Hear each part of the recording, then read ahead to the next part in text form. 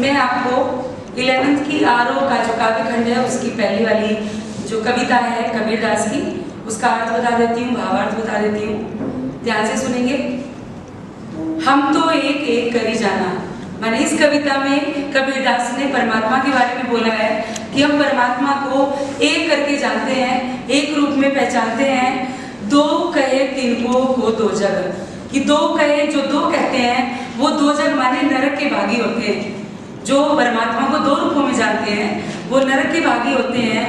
जिन नाहीन पछताना, और बाद में उन्हें पछताना पड़ता है। आगे एक ही पवन एक ही पानी, जैसे पानी भी एक है, पवन माने वायु भी एक है, एक ही ज्योति समाना, और एक ही ज्योति में हम सारे समा जाते हैं। यानी हमारे अंदर जो परमात्मा है, जो हमारे अंदर प्राण रूप में चलता है, संचार होता है, वह परमात्मा भी एक ही है। एक ही खाक घड़े सब भांडे, एक ही खाक माने मिट्टी से, घड़े माने घड़े गए हैं, बनाए गए हैं, भांडे माने बर्तन। बर्तन कौन माने जो ये जीव रूप है, प्राणी है, इंसान है, वो ईश्वर ने सबको एक ही मिट्टी से बनाया है। एक ही कोरा साना, कोरा माने कुम्हार, माने उसको बनाने वाला, उस मिट्टी को सानने वाला, बर्तन तैयार करने वाला, वो परमात्मा भी एक ही है। जैसे बाड़ी काष्ठी काटे, कि जैसे बाड़ी होता है, बढ़ई होता है, वो लकड़ी को काटता है, मगर अग्नि ने काटे कोई, लेकिन जो उसमें जलने वाली आग है उसको कोई नहीं मिटा सकता। कि बढ़ई लकड़ी तो काट सकता है, मगर लकड़ी में जो आग जलती है उसको नहीं काट सकता। ऐसे ही सब घटी अंतरी तू ही व्यापक, सब माने सभी के, घट माने हृदय के अंदर, तू ही माने परमात्मा ही, व्यापक माने व्याप्त है। भर धरे स्वरूप सोई, और वह रूप धारण करके इस पृथ्वी पर भिन्न भिन्न प्राणियों के रूप में हमारे सामने प्रदर्शित होता है। माया देखी के जगत लुभाना, ये संसार कैसा है, लोभी है। माया जहां देखी वहीं पीछे पीछे दौड़ने लग जाते हैं। तो माया देखी जगत लुभाना, माने इस संसार में माया को देखकर उसके पीछे आकर्षित हो जाते हैं, लोभी हो जाते हैं, पाने के लिए लग जाते हैं।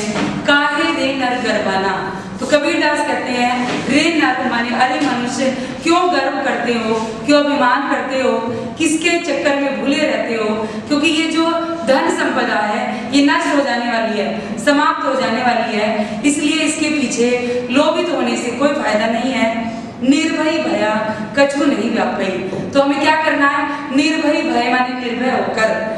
आगे व्यापी माने जो व्याप्त है पूरे संसार में, यानी परमात्मा, उसके लिए जानना है, उसको पहचानना है। कहे कबीर दीवाना, ये बात कबीरदास जी बोलते हैं, जो अपने आप को दीवाना मानते हैं, अपने आप को मस्त माने हर सुख दुख में खुश रहने वाला समझते हैं, और लोगों को बताने की कोशिश करते हैं कि केवल परमात्मा को पहचानिए, बाकी सारी चीजों में, धन में या किसी चीज में मत भटकिए। संतो देख जगत पुराना, कि हे सज्जनों, ये जो जगत है, ये जो संसार है, ये कैसा है, पागल है। बोराना माने बोराया हुआ है, पागल हुआ है। पागल किस लिए हुआ है, क्योंकि साच कहो तो मारन दौड़े, कि यदि कोई सच्ची बात बोलता है तो उसको मारने के लिए दौड़ता है। झूठ है जग पछताना, और जो पतियाना माने उस पर विश्वास कर लेता है, कि जो झूठ बोलते हैं उन पर विश्वास करता है, और जो सच्ची बात बोलते हैं उनको मारने के लिए दौड़ता है। क्योंकि सच्ची बात पर कोई विश्वास करना पसंद नहीं करता, और सच्चाई सबको कड़वी लगती है, शायद इसीलिए सच बोलने वाले को मारने के लिए दौड़ते हैं और झूठ वाले पर विश्वास करते हैं। नेमी देखा धर्मी देखा प्रातः ही करे स्नाना, कि हमारे संसार में नियम धर्म वाले बहुत लोग हैं, जो सुबह जल्दी उठेंगे, स्नान करेंगे, पूजा पाठ करेंगे, मंदिरों में जाएंगे, मगर जो अपना सही मायने में कर्म है, जो अपनी ड्यूटी है, जो संस्कार है, उनको हम भूल जाते हैं कि सही मायने में हमारा कार्य क्या है। तो ने भी देखा माने नियम वाले देखे हैं, धर्म भी देखा माने धर्म वाले भी देखे हैं, जो प्रातः ही करे स्नाना माने प्रातः काल उठकर स्नान करते हैं। आत्म मारी पखाना ही पूजे, माने अपनी आत्मा को तो वो मारते हैं, यानी अपनी आत्मा को अनसुना कर देते हैं, और पखाने माने पत्थरों की मंदिरों में जाकर पूजा करते हैं। उनमें कछु नहीं ज्ञाना, जिनमें कोई ज्ञान नहीं होता। अर्थात हमारे अंदर परमात्मा है, उसको समझना चाहिए, लेकिन हम आत्मा में उठी आवाज को दबा लेते हैं, उसे मार देते हैं और पत्थरों की पूजा करने चले जाते हैं। क्योंकि उन्हें ज्ञान नहीं होता।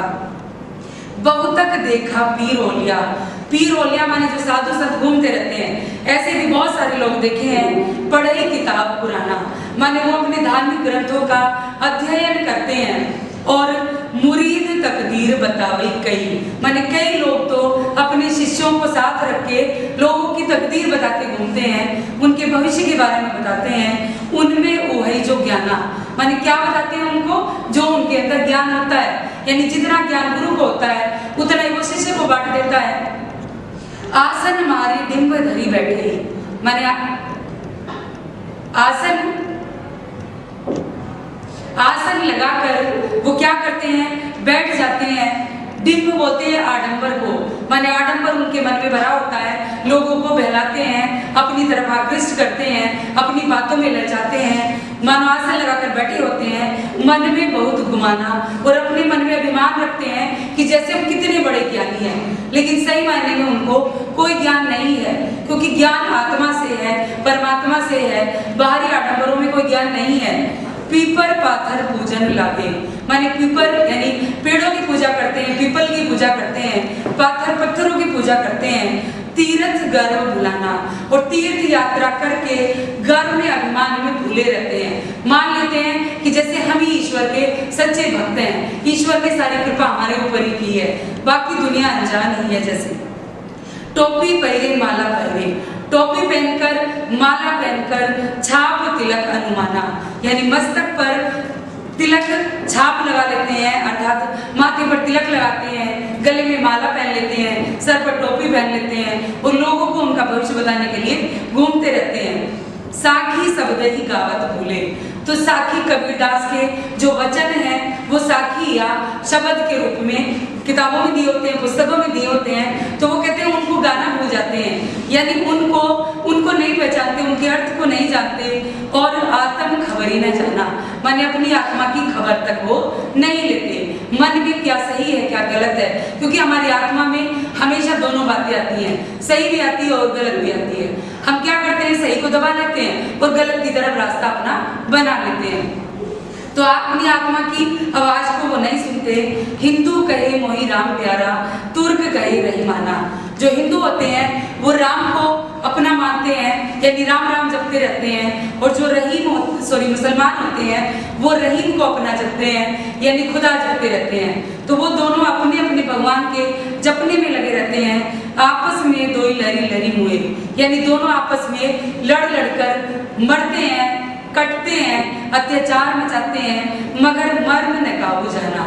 लेकिन जो सही मर्म है, सही तत्व है, ज्ञान है, परमात्मा का ज्ञान, उसको दोनों में से कोई नहीं जानता। घर घर मंत्र दे फिरत है, यानी दोनों घर घर जाकर मंत्र देते घूमते रहते हैं। महिमा के अभिमाना, अपने महिमा के अभिमान में रहकर, अपने ज्ञान के अभिमान में रहकर कि मुझे सब कुछ आता है, लोगों को घर घर जाकर वो ज्ञान बांटते हैं। गुरु के सहित सीखे सब बूढ़े, यानी जैसे गुरु होते हैं ऐसे ही सिख माने शिष्य भी बूढ़े माने वृद्धावस्था को प्राप्त हो जाते हैं। ज्ञान बांटते बांटते गुरु के साथ शिष्य भी बूढ़े हो जाते हैं, और जब अंतिम अवस्था में पहुंचते हैं तो अंत काल पछताना, और अंत में जाकर उन्हें पश्चाताप होता है, यानी अपनी अज्ञानता का पता चलता है। तो इसलिए कहे कबीर सुनो हो संतो, माने कबीरदास जी कहते हैं कि हे संत, हे सज्जनों सुनिए, ई सब मर्म भुलाना, माने इन सारी चीजों को, बातों को, जो मर्म है, जो भेद है, इनको भुला दीजिए। केतिक कहो कहा नहीं माने, कि कितनी बार ये बात बताई है लेकिन उन्होंने एक भी बात नहीं मानी। सहज ही सहज समाना, कि जो परमात्मा है यदि हम उसका ध्यान करें, उसका ज्ञान अपने मन में बटोरें, तो वो आसानी से हमारे अंदर प्रवेश कर जाएगा, हम ज्ञानी हो जाएंगे और अज्ञानता से छूट जाएंगे। समझ आ गई? इसके प्रश्न है, जैसे कबीर ने अपने आप को दीवाना क्यों कहा है, और कबीर की दृष्टि में शुरू में बोला है कि ईश्वर एक ही है, तो कबीर की दृष्टि में ईश्वर एक है, इसके समर्थन में उन्होंने क्या क्या तर्क दिए हैं, ये सारे प्रश्न उत्तर आप कर लेना। ये जो कविता अभी हम पढ़ने जा रहे हैं, इसमें मीरा के विषय में बताया गया है। जैसा हम सब जानते हैं, मीरा भगवान कृष्ण की दीवानी थी। अब दीवानेपन में उसने क्या क्या किया, कैसे लोगों का लोगों की बातों का तिरस्कार कर दिया, अपने ऊपर उनकी बातों को हावी नहीं होने दिया। ये सारा प्रसंग इस कविता में आपको सुनने के लिए मिलेगा। मेरे तो गिरधर गोपाल दूसरों न कोई, माने मीरा बोलती हैं कि मेरे तो केवल एक गिरधर, माने गिरी यानी पर्वत को धारण करने वाले अर्थात भगवान कृष्ण ही है, दूसरा कोई नहीं है। यानी मैं केवल एक भगवान कृष्ण की अनन्य भक्त हूँ, दूसरे का मेरे मन में कोई प्रभाव नहीं है। जाके सिर मोर मुकुट, अब वो भगवान कृष्ण की पहचान बताती है कि अब हम सोचे गिरधर कौन है, तो वो पहचान बता रही है कि जाके सिर मोर मुकुट, माने जिसके सिर पर मोर के पंख का मुकुट बंधा है, मेरो पति सोई, माने मैंने उसको अपना स्वामी मान लिया है। पति से तात्पर्य स्वामी से है, यानी मैंने उसे अपना सब कुछ मान लिया है, अपना स्वामी मान लिया है। तो मेरे गिरधर गोपाल ही सब कुछ है, दूसरा कोई नहीं है। छाटी दई कुल की कहानी, कि उन कृष्ण के लिए, उन गिरधर गोपाल के लिए, छाटी माने छोड़, दई माने दी है, कुल माने वंश की, कहानी माने परंपराएं, मर्यादाएं, कि उसके लिए मैंने कुल की परंपराएं छोड़ दी। लोक लाल कहा करिए कोई, माने कोई क्या बोले क्या कहे, कुछ भी कहता रहे, मेरे ऊपर उस चीज का कोई असर नहीं हुआ। संतन ढींग बैठी बैठी, संतन माने संतों के, ढींग माने बीच में, बैठी बैठी माने बैठ बैठ कर, लोक लाज हुई, यानी अपने लोक की यानी संसार की जो परंपरा है वो क्या होती है कि जो महिलाएं होती हैं वो संतों के साथ ऐसे नहीं घूमती, घर के बाहर नहीं भटकती, बल्कि अच्छे परिवार की महिलाएं घर में रहती हैं। तो इसलिए वो कह रहे हैं कि मैंने परिवार की लोक लाज मर्यादा सब छोड़ दी, मैंने क्या किया कि संतों के साथ बैठ बैठकर भगवान कृष्ण का जो है वो गुणगान किया है। आगे अंशुमन जल सींची सींची, माने आंसुओं के जल से सींच करके प्रेम बेली बोई। प्रेम बेली कौन सी बोई? जो भगवान कृष्ण के प्रति प्रेम भाव को प्रदर्शित करती है, यानी उस बेल का मैंने जैसे रोपण किया है, उसको सींचा, जैसे बेल को पानी से सींचा जाता है, ऐसे बेल का सिंचन किससे किया है? आंसुओं से। अब तक बेली फैली गई, और अब क्या हुआ है, जो बेल है वो बहुत ज्यादा विस्तृत हो गई है, फैल गई है, अर्थात मीरा के मन में भगवान कृष्ण के प्रति जो श्रद्धा है वो बहुत ज्यादा आ गई है, इसलिए आनंद फल हुई। माने जब बेल फैल जाती है तो उसके ऊपर फल लगने लगता है, फूल आने लगते हैं, तो वो कहते हैं जो आनंद रूपी फल की मुझे आवश्यकता थी वो अब इस बेल से प्राप्त होने लगे हैं। दूध की मथनियां बड़े प्रेम से पिलोई, माने जैसे दूध की को हम मथते हैं, उससे मक्खन निकालते हैं, घी निकालते हैं, ऐसे ही उन्होंने बोला है कि मैंने पूरी मेहनत की है, यानी वो मथनियां वो बिलो करके बड़े प्रेम भाव से, प्रेम पूर्वक दधी मथी घृत काढ़ी लियो, यानी दधी को मथ करके घी बाहर निकाल लिया है, और डारी दही छोई, माने जो नीचे बचा वाला भाग जिसे छाछ कहते हैं वो डाल दिया है। कहने का तात्पर्य है कि मीरा ने अपने प्रयासों से भगवान कृष्ण के प्रेम को प्राप्त कर लिया है, उसके आनंद को, उसके स्नेह को पा लिया है, और उसको पाने के रास्ते में होने वाली जो कठिनाई है उनको उसने छोड़ दिया है। भगत देखी राजी हुई, कि मीरा जब संसार की ओर देखती है तो जो उसे भक्त लोग नजर आते हैं उनको देखकर तो प्रसन्न हो जाती है। जगत देखी रोई, और संसार के बाकी लोगों को देखकर रोती है। क्यों रोती है? क्योंकि वो समझ जाती है कि जितने भक्त जन हैं वो ईश्वर को समझते हैं, भगवान को जानते हैं, कृष्ण को जानते हैं, लेकिन जो संसार है वो सांसारिक वस्तुओं में भटक कर रह जाता है, यानी इनको मुक्ति नहीं मिलेगी। इसलिए मीरा भक्तों को देखकर प्रसन्न होती है और संसार को देखकर रोती है। तो दासी मीरा लाल गिरधर, माने जो मीरा है वह गिरधर की दासी है, अपने आप को सेवक मानती है। तारो अब मोही, और उनसे इस भाव सागर से पार उतारने की विनती करती है कि अब आप ही हैं जो मुझे इस भाव सागर से पार उतार सकते हैं। उसके लिए उन्होंने बहुत कुछ किया है, जैसे आगे वाले छंद में है, पग घुंघरू बांधी मीरा नाची, माने मीरा अपने पैरों में घुंघरू बांध कर नाचती घूमती है, यानी संतों के साथ रहती है, पैरों में घुंघरू बांधती है, भजन कीर्तन करती है, कृष्ण का गुणगान करती है और नृत्य करती है।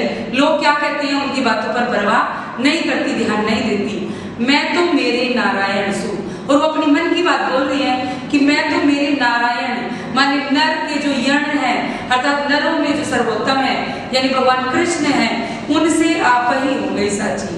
माने अपने आप ही प्रत्यक्ष हो गई हूँ, यानी मैंने मेरा भगवान कृष्ण से स्वयं ही साक्षात्कार कर लिया है। लोग कहें मीरा भाई बावरी, मीरा की ऐसी स्थिति देखकर लोग उसको बावली माने बावली कहते हैं कि मीरा तो जैसे बावली हो गई है। और न्यात कहे कुल नासी, न्यात माने जो उसका परिवार है, जो संबंधी जन है, जो कुल है, वो क्या कहते हैं कि ये कुल का नाश करने वाली है, यानी कुल की मर्यादाओं को समाप्त करने वाली है, खत्म करने वाली है। और इतना ही नहीं है बल्कि उसको उस बात से छुड़ाने के लिए वो क्या करते हैं, मारने के लिए कई प्रयास भी करते हैं। जैसे राणा थे, उन्होंने विष का प्याला भेजा, कई बार सर्प भी भेजा कि इसको डस ले और मर जाए, लेकिन जिसके ऊपर ईश्वर की कृपा होती है उसका कुछ नहीं होता, ईश्वर हमेशा उसकी मदद करते हैं। मीरा को ये विश्वास है कि कृष्ण उसकी मदद अवश्य करेंगे। वो बोलती है कि विष का प्याला राणा भेजा, माने राणा जी ने जो राजा है विष माने जहर का प्याला उनके लिए भेजा, मगर पीवत मीरा हंसी, यानी उस प्याले को पी करके विष पीने के बाद भी वह प्रसन्न हुई, अर्थात उसको मृत्यु नहीं आई। मीरा के प्रभु गिरधर नागर, माने भगवान कृष्ण ही मीरा के अकेले स्वामी हैं, उन्हीं के सब कुछ हैं। सहज मिले अविनाशी, जो आसानी पूर्वक उनको प्राप्त हो गए हैं। आसानी से क्या माने आसानी पूर्वक कोई भी चीज प्राप्त हो जाती है यदि हम उसके प्रति प्रयास करें, मेहनत करें तो। आज हम वे आखिरी कविता का भावार्थ पढ़ेंगे जिसके रचयिता हैं सुमित्रा नंदन पंत।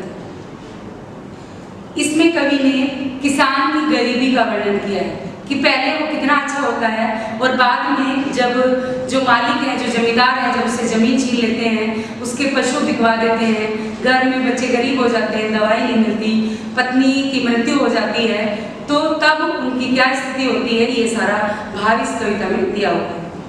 अंधकार की गुहा सरीखी, कवि कहता है कि अंधकार के जैसी, अर्थात जिसमें तम ही तम है, दुख ही दुख भरा हुआ है, उसके जैसी उन आंखों से डरता है मन, कि उसके जैसी जब किसान की आंखें मैं देखता हूँ तो मेरा मन अंदर से डरने लगता है, घबराने लगता है। कि भरा दूर तक उनमें दारुण, माने वो आंखें कैसी हैं कि उनमें दूर तक, अर्थात जहां तक मैं देखने की कोशिश करता हूँ उनमें दारुण माने कठोरता ही भरी हुई है, दुख ही भरा हुआ है। दैन्य दुख का नीरव रोदन, और क्या है, दैन्य माने दीनता है, गरीबी है, दुख माने दुख है, और नीरव माने नीरस है, जिसके सारे रस अर्थात सुख शांति सब खत्म हो गई हैं, वो भरा है। रोदन माने रुदन है, अर्थात दुख है। ठीक है, कि गरीबी भरी आंखें कवि जब देखता है किसान की तो उसे सिर्फ उसमें दुखी दुख नजर आता है। वह स्वाधीन किसान रहा, कि एक समय था जब किसान स्वाधीन था, स्वतंत्र था, अभिमान भरा आंखों में इसका, और उसकी आंखों में क्या था, स्वाभिमान था, क्योंकि वह आजादी से जीता था, अपना काम अपने तरीके से करता था, तो वह बहुत अच्छा था। छोड़ उसे मजदार आज, कि वह कैसा हो गया, स्वतंत्रता उसकी खत्म हो गई, वह आज बीच में मजदार में खड़ा है। संसार कगार सदृश वह खिसका, कि मानो संसार से खुशियों से वह खिसक गया है और किनारे पर आकर मानो खड़ा हो गया है। लहराते हुए खेत द्रवों में, कि लहराते माने लहराते हुए नजर आते हैं, वे खेत माने वो खेती जो कभी किसान किया करता था, द्रगों में माने उसकी नेत्रों में, यानी किसान जब अपनी पीछे वाली बातें याद करता है तो उसकी आंखों में जो खेती कभी लहराती थी वो आज भी दिखाई देती है। हुआ बेदखल वह अब जिनसे, माने इस समय वह उनसे बेदखल हो गया है, अर्थात वह खेती उसके पास नहीं है, वो खेत उसके पास नहीं है। हस्ती थी उसके जीवन की, हरियाली जिनके तृण तृण में, माने उसके जीवन में जो खुशियां थी वह किससे थी, उस हरियाली से, उस खेती से, खेती के एक एक तिनके से। आंखों ही में घूमा रहता, यानी उसकी आंखों में घूमता रहता है, वह उसकी आंखों का तारा, यानी उसकी आंखों का जो तारा था, जो सबसे प्यारा था, अर्थात उसका पुत्र, वह उनकी आंखों में घूमता है। और कारकुनों की लाठी से, जो कारकुन माने जो जमींदार थे जिससे उसने कर्ज लिया, जिसका कर्ज वह चुका नहीं पाया, उन्होंने क्या किया कि उसके बेटे को लाठियों से मार मार कर मृत्यु की घाट उतार दिया। तो कारकुनों की लाठी से, जो माने जमींदारों की लाठी से जो गया जवानी में ही मारा, माने माने युवा अवस्था में ही मृत्यु को प्राप्त हो गया। उस पुत्र की याद जो उसकी आंखों का तारा है वह उसकी आंखों में घूमती रहती है। बिका दिया घर द्वार, माने सिर्फ इतना ही नहीं हुआ बल्कि जिस घर में वह रहता था वह घर बार भी सब बिकवा दिया। महाजन ने न ब्याज की कौड़ी छोड़ी, और जो महाजन है, जो जमींदार है, उसने ब्याज का एक कौड़ी माने 1 रुपया तक उस पर नहीं छोड़ा। रह रहे आंखों में चुभती वह, माने उसकी आंखों में एक चीज और है जो बार बार परेशान करती है, बार बार चुभती है। कुर्क हुई बरदों की जोड़ी, तो कुर्क माने जो नीलाम कर दी गई, बरदों माने बैलों की जोड़ी, यानी किसान का बैल से बहुत पुराना रिश्ता है क्योंकि वह खेती में हमेशा उसके साथ रहता है, काम देता है। तो मालिक ने, जमींदार ने किसान के बैलों की जोड़ी भी बिकवा दी अपना कर चुकता करने के लिए। उजरी उससे सिवा किसे अब, उजरी गाय के लिए बोला है, किसान के पास एक गाय थी जो उसके सिवा अर्थात किसान के सिवा पास दुहाने आने देती, अपने पास दूध देने के लिए किसी को नहीं आने देती थी। आंखों में नाचा करती, और आंखों में बार बार जो घूमती रहती है वह परछाई उजड़ गई जो सुख की खेती, माने किसान के सुख की खेती जो घूमती है बार बार, अभी परछाई आंखों में आती है, वह सब उजड़ गई है। बिना दवा दर्पण के धरनी, बिना दवाई के जो उसकी धरनी माने उसकी पत्नी है वह स्वर्ग चली गई, अर्थात स्वर्गवासी हो गई, क्योंकि उसके पास अपने परिवार को खिलाने पिलाने के लिए, दवाई के लिए पैसे तक नहीं थे। तो उसकी पत्नी बिना दवाई के स्वर्गवासी हो गई। आंखें आती भर, जब किसान यह बातें याद करता है तो उसकी आंखों में आंसू आ जाते हैं, उसकी आंखें नम हो जाती हैं। देख रेख के बिना दूध हुई, कि बिना देखभाल के, क्योंकि माँ मर गई, मृत्यु को प्राप्त हो गई, तो जो छोटी बच्ची है उसकी देखभाल कौन करेगा, वह बिना देख रेख के दूध मुही, अर्थात केवल दूध का ही जो पान किया करती थी, वह बिटिया 2 दिन बाद गई मर, कि वह बेटी भी 2 दिन बाद मृत्यु को प्राप्त हो गई। घर में विधवा रही पतो, कि उसके घर में एक पुत्र वधू है जो विधवा हो गई है, क्योंकि उसके बेटे को जमींदार के नौकरों ने लाठियों से मार डाला था। तो लक्ष्मी थी यद्यपि पति घातिन, लक्ष्मी थी माने उसको लक्ष्मी माना जाता था घर की, लेकिन आज वह कैसी हो गई है, पति घातिन माने पति की मृत्यु की जिम्मेदार, अर्थात पति को मारने वाली मानो जैसे। पकड़ मंगाया कोतवाल ने, कि कोतवाल ने, पुलिस वालों ने उसको पकड़कर अपने वहां बुला लिया। डूब कुएं में मरी एक दिन, कि जब उसका इतना अपमान हुआ तो उसने कुएं में डूबकर अपनी आत्महत्या कर ली। इस अपमान को वह सहन नहीं कर पाई। खैर पैर की जूती जोड़ू, अब कवि कहता है कि पत्नी को, एक महिला को क्या माना जाता है, पैर में पहनने वाली जूती के समान, अर्थात आज नहीं है, टूट गई है, कल दूसरी आ जाएगी। तो ये बात जब कवि की आंखों में आती है, मन में आती है, तो वो सोचता है कि पत्नी थी, चलिए कोई बात नहीं। इस पंक्ति के माध्यम से कवि ये बताना चाहते हैं कि समाज में महिलाओं को पुरुषों से कम स्थान दिया जाता है।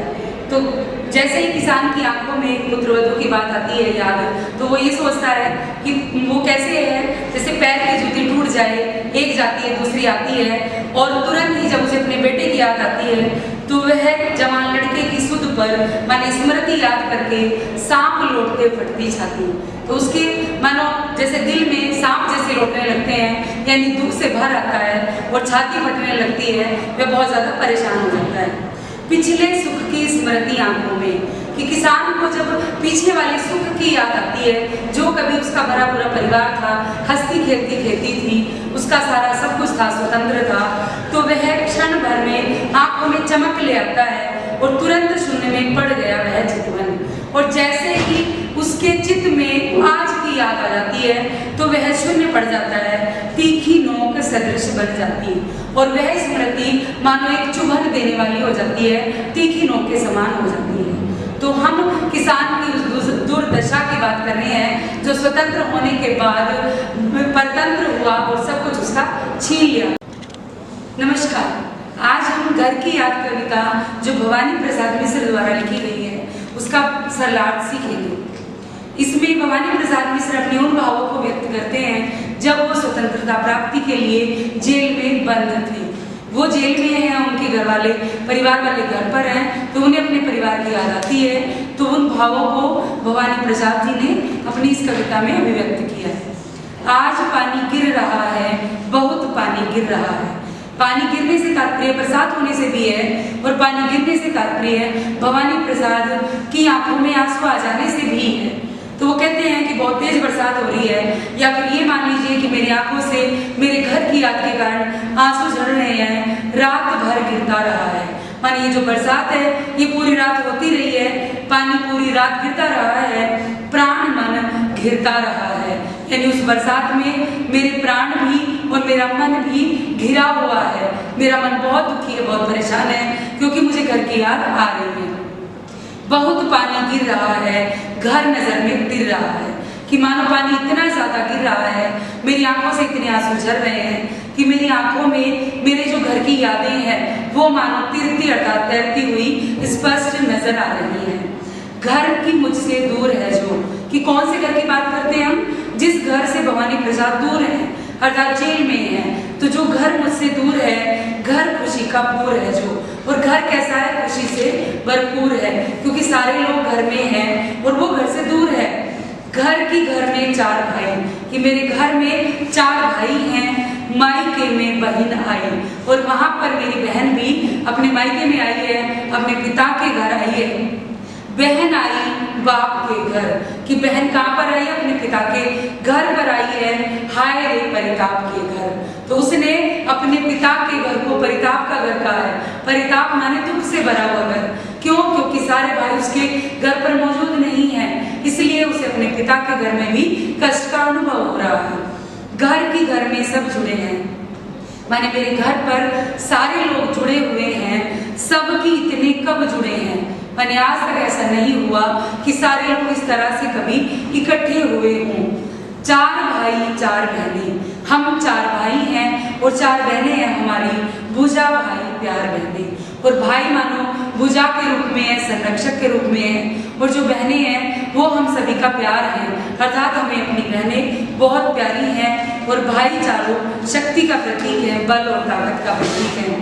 और माँ बिन पढ़ी मेरी, कि जो मेरी माता है वो अनपढ़ है, वो कभी स्कूल नहीं गई, पढ़ी लिखी नहीं है। दुख में वह घड़ी मेरी, वह कैसी है, हर समय मानो उसने कष्ट झेला है, दुख झेला है, तो दुख में ही जैसे पली बड़ी हुई है। माँ की जिसकी गोद में सर, यानी मेरी माँ की सर में गोद रखकर हमने क्या किया है, सुख का अनुभव किया है।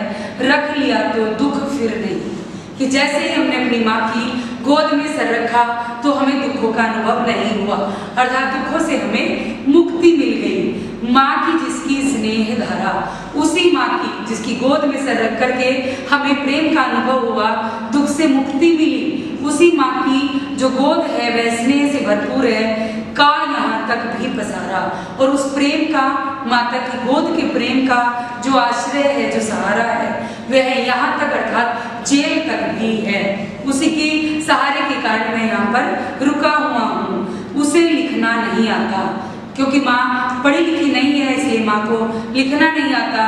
जो कि उसका पत्र पाता, कि जो उसका पत्र पाता, अर्थात माँ को लिखना आता तो माँ मेरे लिए पत्र लिखती और उस पत्र को मैं प्राप्त करता।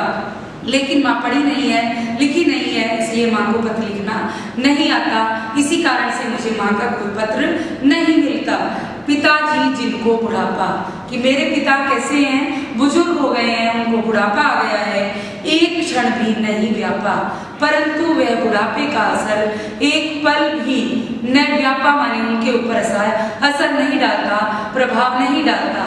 यानी उस बुढ़ापे का असर मेरे पिता के ऊपर एक पल भी नजर नहीं आता। जो अभी भी दौड़ जाए, जो कैसे हैं, अभी भी दौड़ लगाते हैं, जो अभी भी खिलखिलाएं और मन खुश होकर, प्रसन्न होकर, खिलखिलाकर युवाओं की तरह हंसते हैं।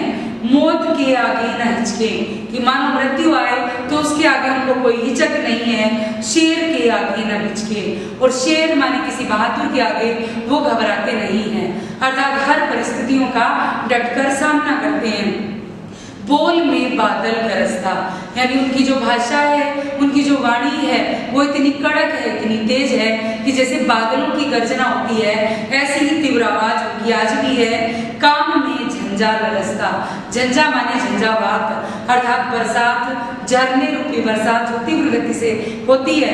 वो बोलते हैं कि कार्य करने में वो इतने सक्षम है, इतने समर्थ है कि जो झंझावात है, तेज बरसात है, वह भी उनके सामने लजा जाए अर्थात शर्मा जाए।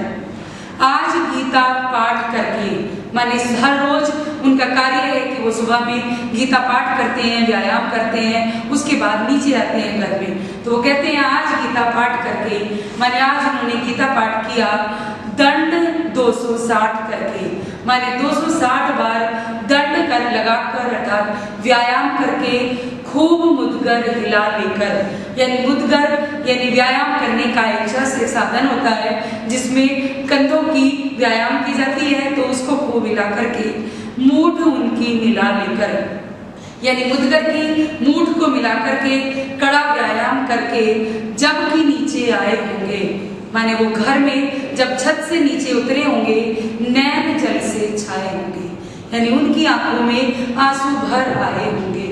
हाय पानी गिर रहा है, माने जैसे बरसात का पानी नीचे गिरता है, ऐसे ही मानो मेरे पिता की आंखों से आंसू गिर रहे हैं, घर नजर में गिर रहा है और वो बरसात का पानी गिरने की वजह से मेरी आंखों में मानो मेरी घर की जो स्मृति है, जो याद है, वह मानो तैर रही है। 4 भाई 4 बहनें, भुजा भाई प्यार बहनें, माने कवि बोलते हैं, भवानी प्रसाद बोलते हैं कि हम 4 भाई हैं और 4 बहनें हैं। जो भाई कैसे हैं, वो भुजा के जैसे माने शक्तिशाली हैं, ताकतवर हैं, और जो हमारी बहनें हैं वो हमारे लिए प्यार रूप हैं। खेलते या खड़े होंगे, कि या तो मेरे भाई खेलते होंगे या फिर खड़े होंगे, बैठे होंगे, नजर उनको पड़े होंगे। किनको नजर आए होंगे? मेरे पिता को, जो सुबह व्यायाम करके गीता पाठ करके घर में नीचे उतरे हैं, तो उनको भाई बहन नजर आए होंगे, और खड़े हुए या बैठे हुए या खेलते हुए। पिताजी जिनको बुढ़ापा, माने जो मेरे पिता वृद्धावस्था में है परंतु एक क्षण भी नहीं व्यापा, माने वो वृद्धावस्था उनके ऊपर असर डालने वाली नहीं है, रो पड़े होंगे बराबर 5वें का नाम लेकर, माने जैसे ही मेरी अर्थात 5वें की स्मृति याद मेरे पिता के मन में आई होगी, उनकी आंखों में तुरंत आंसू आ गए होंगे। वो मुझे याद कर रहे होंगे कि मेरा एक बेटा जेल में है। 5वां मैं हूँ अभागा, कि मैं कैसा हूँ, मैं अभागा अर्थात भाग्यहीन हूँ, जिसे सोने पर सुहागा पिताजी कहते रहे हैं, प्यार में कहते रहे हैं। माने मेरे पिता मुझे क्या मानते थे? सोने पर सुहागा, अर्थात सोना 4 भाई हैं तो उनसे श्रेष्ठ माने हीरे के रूप में मैं रहा हूँ, तो वो मेरे ऊपर प्यार लुटाते आए हैं। आज उनके स्वर्ण बेटे, माने आज उनके सोने के समान जो बेटे हैं लगे होंगे उन्हें हिटे, अर्थात उन्हें कम लगे होंगे, माने मेरी कमी की वजह से वो उन बेटों को भी प्यार से नहीं देख पाए होंगे, क्योंकि मैं उन पर सुहागा, क्योंकि मैं कौन था? उनसे श्रेष्ठ था, उन पर सुहागा था, बैठा बंधा हूँ अभागा। और मैं कैसा हूँ आज? भाग्यहीन हूँ, क्योंकि यहाँ पर बंधा हुआ हूँ अर्थात जेल में पड़ा हूँ, जो अभागा हूँ, अपने परिवार के पास नहीं हूँ, नजदीक नहीं हूँ। और माँ ने कहा होगा, माने पिता की ऐसी स्थिति देखकर माँ ने कहा होगा, दुख कितना बहा होगा, यानी जब माँ अपने मन की बात बोली होगी तो उनके मन में कितना कष्ट, कितना दुख आया होगा कि आंख में किस लिए पानी। माने पुरुष कभी रोते नहीं है, मगर पिता को जब अपने पुत्र की याद आती है तो उनकी आंखों में आंसू आ जाते हैं, पानी आता है। तो माँ ने उनको बोला होगा कि आपकी आंखों में आंसू किस लिए है? वहाँ अच्छा है भवानी, भवानी अर्थात नाम है मेरा भवानी प्रसाद, कि वो वहाँ पर अर्थात जेल में बहुत अच्छा है, बिल्कुल सही है। वह तुम्हारा मन समझकर, माने आपके मन को समझ करके, आपके मन की बात पूरा करने के लिए और अपनापन समझकर, माने आपके कार्यों को अपना कार्य मान करके गया है सो ठीक ही है, माने वो बिल्कुल सही गया है। उसने जो फैसला लिया है, जो कार्य किया है, वो बिल्कुल सही किया है, क्योंकि यह तुम्हारी लीक ही है कि जो कार्य उसने किया है वह आपकी परंपरा के अनुसार ही किया है। आप भी शुरू से स्वतंत्रता प्राप्ति के लिए कष्ट झेलते आए हो, ऐसे ही आपके पुत्र ने आजादी के लिए जेल जाने को चुना। पांव जो पीछे हटाता, माने आपका पुत्र आपकी लीक से हटकर चलता, यदि अपने पैरों को पीछे करता, कोख को मेरी लजाता। माने माँ बोलती है कि वो क्या करता, मुझे बदनाम करता, मेरी निंदा कराता, मेरी कोख को वो बेइज्जत कराता। इस तरह हो न कच्चे, इसीलिए आप कमजोर नहीं पड़िए, वरना तो रो पड़ेंगे और बच्चे। कि नहीं तो आपको रोता देखकर, पिता को रोता देखकर बाकी घर में जो बच्चे हैं वो भी रोने लग जाएंगे, दुखी हो जाएंगे। जैसे कि भवानी प्रसाद मिश्र जेल में हैं और वहाँ बैठे हुए उन्हें घर की याद आती है। अब घर की याद आती है तो उनकी आंखों में आंसू आने लगते हैं और जो स्मृति है वो आंखों में तैरने लगती है। वो अपनी माँ के विषय में, भाइयों के, बहनों के विषय में, पिता के विषय में सोचते हैं। तो अब जब भवानी प्रसाद जी को घर की याद आती है तो उनके पिता को भी अपने बेटे की याद आती है। अब बेटे की याद में उनकी आंखों में आंसू आते हैं और माँ उनको टोकते हुए बोलती है कि आपकी आंखों में आंसू किस लिए हैं। तो चूंकि पिता हैं वो अपनी संवेदनाओं को, अपनी भावनाओं को छिपाते हैं, दिखाते नहीं हैं। तो वो कहते हैं कि मैं रो नहीं रहा हूँ, मेरी आंख में कोई आंसू नहीं है। और वो बताते हैं साथ में, माँ कहती है उनको कि वह तुम्हारा मन समझकर और अपनापन समझकर गया है सो ठीक ही है, यह तुम्हारी लीक ही है। माँ ने बोला कि तुम्हारी लीक माने ये परंपरा रही है, कि आपके परिवार की ये परंपरा रही है कि अपने से बड़ों के पद चिन्हों पर चलना, कि आपने भी आज़ादी में सहयोग किया, आपने भी गांधी जी का साथ दिया, अभी ये भी गांधी जी का साथ दे रहे हैं और अपनी परंपरा को निभा रहे हैं। तो मानो वो कहते हैं कि वह तुम्हारा मन समझकर, माने आपकी मन की बात को जान करके और आपसे अपनापन समझ करके जो गया है तो ठीक ही गया है, क्योंकि तुम्हारी परंपरा के अनुसार ही उसने कार्य किया है। पाँव जो पीछे हटाता, कोख को मेरी लजाता, कि यदि वो अपने पैर पीछे रखता, माने आज़ादी में साथ नहीं देता या जेल नहीं जाता, अपने कदम पीछे हटा लेता, तो वह मेरी कोख को शर्मिंदा करता। लजाना माने शर्मिंदा करना। इस तरह हो न कच्चे, रो पड़ेंगे और बच्चे। इसलिए आपको ज़्यादा कमज़ोर नहीं होना है, आपको रोना नहीं है, दुखी नहीं होना है, वरना तो बाकी जो घर में बच्चे हैं उनको कौन संभालेगा, कौन समझाएगा, वो भी रोने लग जाएंगे। पिताजी ने कहा होगा, हाय कितना सहा होगा, कि जब ये वाली बात पिता ने बोली होगी तो उनके मन को कितना कष्ट हुआ होगा। कहाँ मैं रोता कहाँ हूँ, धीर मैं खोता कहाँ हूँ, कि अरे पगली मैं रोता नहीं हूँ, मैंने मेरा धैर्य खोया नहीं है। तो यह कहने में उन्हें कितने कष्ट का अनुभव हुआ होगा। तो जो कवि हैं वो बोलते हैं कि हे सजीले हरे सावन, हे कि मेरे पुण्य पावन, कि सावन को जो आकाश में बादल नजर आते हैं उसको देख करके बोलते हैं वो कि हे सजीले हरे सावन, माने हे सज धज कर आए हुए सावन महीने, जो हिंदी के महीने चलते हैं उनमें श्रावण मास होता है, चारों तरफ बादल होते हैं, बरसात होती है, ठंडी फुहारें चलती हैं, झूले झूलते हैं लोग, खुशी का माहौल परिवेश बना होता है। तो उसके लिए बोलते हैं कि मेरे पुण्य पावन, कि पवित्र जो महीना है सावन का, तो उसके लिए बोलते हैं कि तुम बरस लो वे न बरसे, कि हे बादलों आप बरस जाइए, आप बरसात कर लीजिए, वे न बरसे अर्थात मेरे माता और पिता मुझे याद करके न रोएं या उनकी आंखों में आंसू न आए। पांचवे को वे न तरसे, पांचवे को अर्थात पांचवे पुत्र को जो मैं आज जेल में बैठा हूँ, मुझे याद करके वो परेशान ना हो या मेरे लिए अपना मन दुखी वे ना करें। मैं मजे में हूँ सही है, घर नहीं हूँ बस यही है।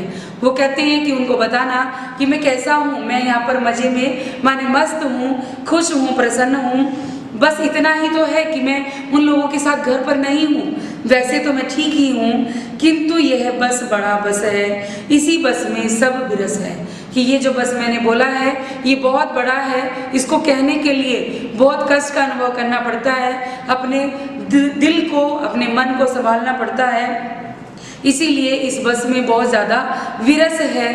किंतु उनसे यह न कहना कि हे बादलों आप उनसे ये मत कह देना उन्हें देते धीर रहना। कि क्या नहीं कहना उनसे, कि आप उनसे ये मत कह देना कि मैं उनको याद करके यहाँ पर दुखी होता हूँ और अपनी आंखों में आंसू लिए रहता हूँ, समय पर खाना नहीं खाता, भोजन नहीं करता और स्वस्थ नहीं हूँ। ये सारी बातें आप उनसे मत बोलना। उनको धीर देना, उनको धैर्य बंधाना, उन्हें कहना लिख रहा हूँ, उन्हें कहना पढ़ रहा हूँ। कि मेरी माता को और मेरे पिता को जाकर ये संदेश देना कि मैं पहले की तरह ही लिखने में व्यस्त हूँ और पढ़ाई भी बराबर कर रहा हूँ। काम करता हूँ कि कहना, नाम करता हूँ कि कहना। कि उनको कहना कि मैं सारे काम नियमित रूप से करता हूँ और आपका नाम रोशन कर रहा हूँ। ये बात मेरी माता और पिता के पास, हे बादलों तुम पहुँचा देना। चाहते हैं लोग कहना, मत करो कुछ शोक कहना। कि जो लोग हैं, जो जमाना है, वो क्या चाहता है कि आप अपना दुख प्रकट ना करें, आप अपना शोक, अपना कष्ट, मन का जो दुख है वो दूसरों के सामने जाहिर ना करें। और कहना मस्त हूँ मैं, काटने में व्यस्त हूँ मैं। कि मेरे पिता को ये बताना, मेरी माँ को ये बता देना कि मैं यहाँ पर मस्त हूँ, बिल्कुल मस्ती में हूँ, मौज में हूँ और काटने में व्यस्त। क्योंकि गांधी जी ने उस समय जो चरखा चला के काटने वाला जो कार्यक्रम शुरू किया था, जो उनके साथी थे सभी खादी वाला वस्त्र पहनते थे और चरखा चलाते थे। तो वो कहते हैं कि मैं चूंकि गांधी जी के पद चिन्हों पर चल रहा हूँ, इसलिए यहाँ पर काटने में व्यस्त हूँ। वजन 70 सेर मेरा, भोजन ढेर मेरा। कि मैं कमजोर नहीं हुआ हूँ, मेरा वजन 70 सेर माने 70 किलो है और भोजन ढेर से मतलब है कि मैं बहुत भोजन करता हूँ, अर्थात पेट भर भोजन भी करता हूँ। कूदता हूँ, खेलता हूँ, दुख डटकर झेलता हूँ। वो कहते हैं कि जो कष्ट मुझे आते हैं, जो दुख मुझे मिलते हैं, उनका मैं डट के सामना करता हूँ, उनसे डरता नहीं हूँ, घबराता नहीं हूँ और कूदता भी हूँ, खेलता भी हूँ। अर्थात अपने नियमित कार्यों में मैं व्यस्त रहता हूँ और मस्त रहता हूँ। और कहना मस्त हूँ मैं, यूं ने कहना अस्त हूँ मैं। अस्त माने छिपना, अर्थात कमजोर होना। कि वो कहते हैं कि आप ये मत कहना कि मैं कमजोर हो गया हूँ, बल्कि आप उनको ये बताना कि मैं अपनी पूरी दिनचर्या में मस्त रहता हूँ, पढ़ता भी हूँ, लिखता भी हूँ, अच्छे से भोजन भी करता हूँ और सारे काम नियमित रूप से मैं बराबर करता हूँ। हाय रे ऐसा न कहना है कि जो वैसा न कहना। वो बादलों को संबोधित करते हुए बोलते हैं दुख के लिए कि हाय तुम ऐसा कुछ मत कहना जिससे मेरे माता पिता को कष्ट हो, और ऐसी वैसी कोई भी बातें नहीं करना जिससे वो मेरे दुख के बारे में सुने, समझे और उन्हें और ज़्यादा पीड़ा का अनुभव करना पड़े। कह न देना जागता हूँ, आदमी से भागता हूँ। वो कहते हैं कि ये मत बता देना कि मैं रात रात भर जगता हूँ और आदमी से भागता हूँ। आदमी से भागने से अभिप्राय क्या है कि उस समय जो अपनी जेलों में बंद रहते थे अंग्रेजों के सब जमाने में, कारागार में, तो वहाँ पर बहुत ज़्यादा कष्ट दिए जाते थे, उनको पीड़ा दी जाती थी। तो लोग इंसान को देखते ही भागने लगते थे, दौड़ने लगते थे, क्योंकि उन्हें पता था कोई ना कोई सजा तुम्हें मिलेगी। तो इसलिए वो कहते हैं कि आप उनके सामने ये बात बिल्कुल जाहिर मत करना।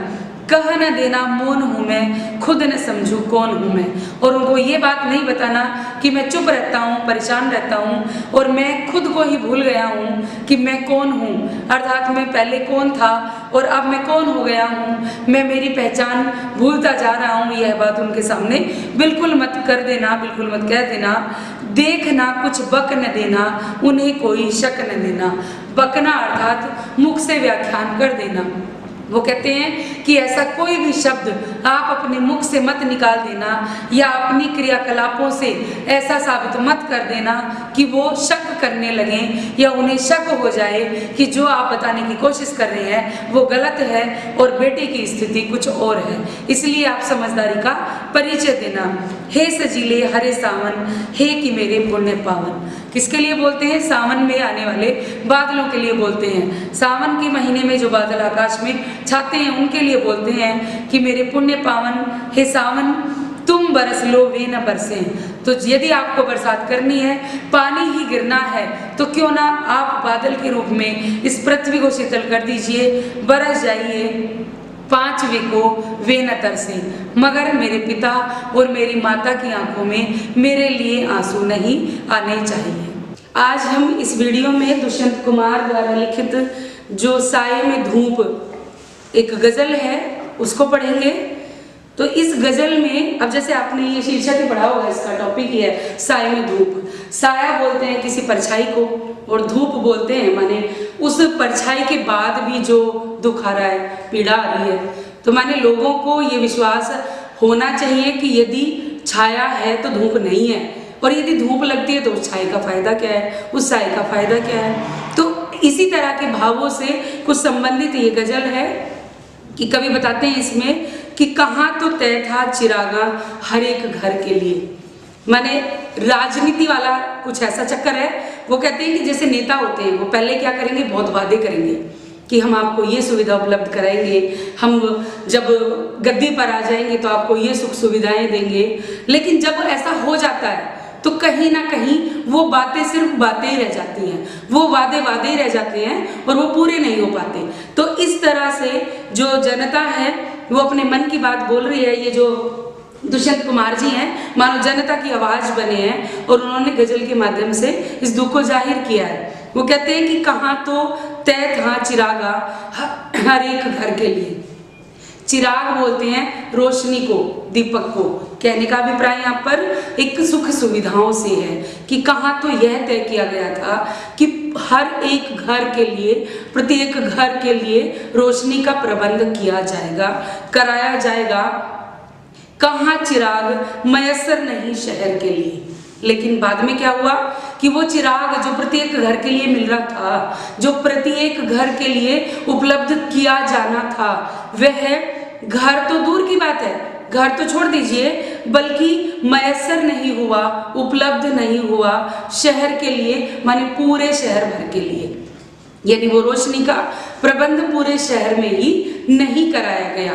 जबकि पहले क्या कहा गया था कि प्रत्येक घर में रोशनी का प्रबंध किया जाएगा, मगर प्रत्येक घर छोड़ो पूरे शहर में भी रोशनी का प्रबंध नहीं किया गया। यहाँ दरख्तों के साए में धूप लगती है। यहाँ दरख्त बोलते हैं बहुत पुराना पेड़ जो बहुत बुजुर्ग हो चुका है, जिसकी शाखाएं पूरा जमीन तक लगने वाली हो जाती हैं, वो दरख्त कहलाता है। तो उसको बोलते हैं कि यहाँ माने अपने देश में मान लीजिए दरख्तों के साए में धूप लगती है कि बड़े बड़े पेड़ अर्थात बड़े अधिकारी, अपने बड़े पूर्वज बुजुर्ग, उनके साए में धूप लगना, माने इनके आश्रय में रहने के बाद भी हम कैसे हैं, दुखी हैं, परेशान हैं, चलो यहाँ से चलें उम्र भर के लिए। तो फिर हम क्या करें कि यहाँ से हम सदा के लिए ही कहीं दूसरी जगह पर जाकर रहने लग जाएं। क्यों बोला है ऐसा? क्योंकि जब हमारी सुख सुविधाओं की पूर्ति हमारे देश में नहीं होती, हमारे घर में नहीं होती, तो उस जगह पर रहने का फायदा क्या है? जब अकेले ही रहना है तो कहीं दूसरी जगह जाकर रह लें जहां हमारी इच्छा का समाधान होगा। तो इसलिए कवि कहते हैं कि यहाँ दरख्तों के साए में धूप लगती है, चलो यहाँ से चलें उम्र भर के लिए। माने यहाँ पर अधिकारियों के आश्रय में रहने के बाद भी हमारी सुविधाओं की पूर्ति नहीं हुई, तो इससे अच्छा ये है कि हम यहाँ से चले जाएं और दूसरी जगह जाकर बस जाएं, अपना जीवन यापन करें। न हो कमीज तो पाँव से पेट ढक लेंगे। मैंने ऐसी गरीबत की चर्चा की है इसमें जहाँ पर लोग जैसी सुविधाओं में रहने लगते हैं उनको वैसी आदत बन जाती है। और कुछ गरीब ऐसे हैं जिनको बेचारों को सारी समस्याओं को सहने की इतनी आदत होती है कि वो आवाज तक नहीं उठाते। वो कहते हैं कि न हो कमीज तो पाँव से पेट ढक लेंगे। कमीज का न होना अर्थात निर्वस्त्र होना, माने यदि हमारे पास पहनने के लिए कमीज नहीं है, कपड़े नहीं है, वस्त्र नहीं है, तो क्या करते हैं वो गरीब? पाँव से पेट ढक लेंगे, माने अपने घुटनों को मोड़कर पेट को ढक लेंगे, अर्थात वस्त्रों का गुजारा बिना पहने ही हम कर लेंगे।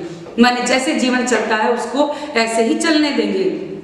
ये लोग कितने मुनासिब हैं इस सफर के लिए। कवि बोलते हैं कि कौन से लोगों की बात की है?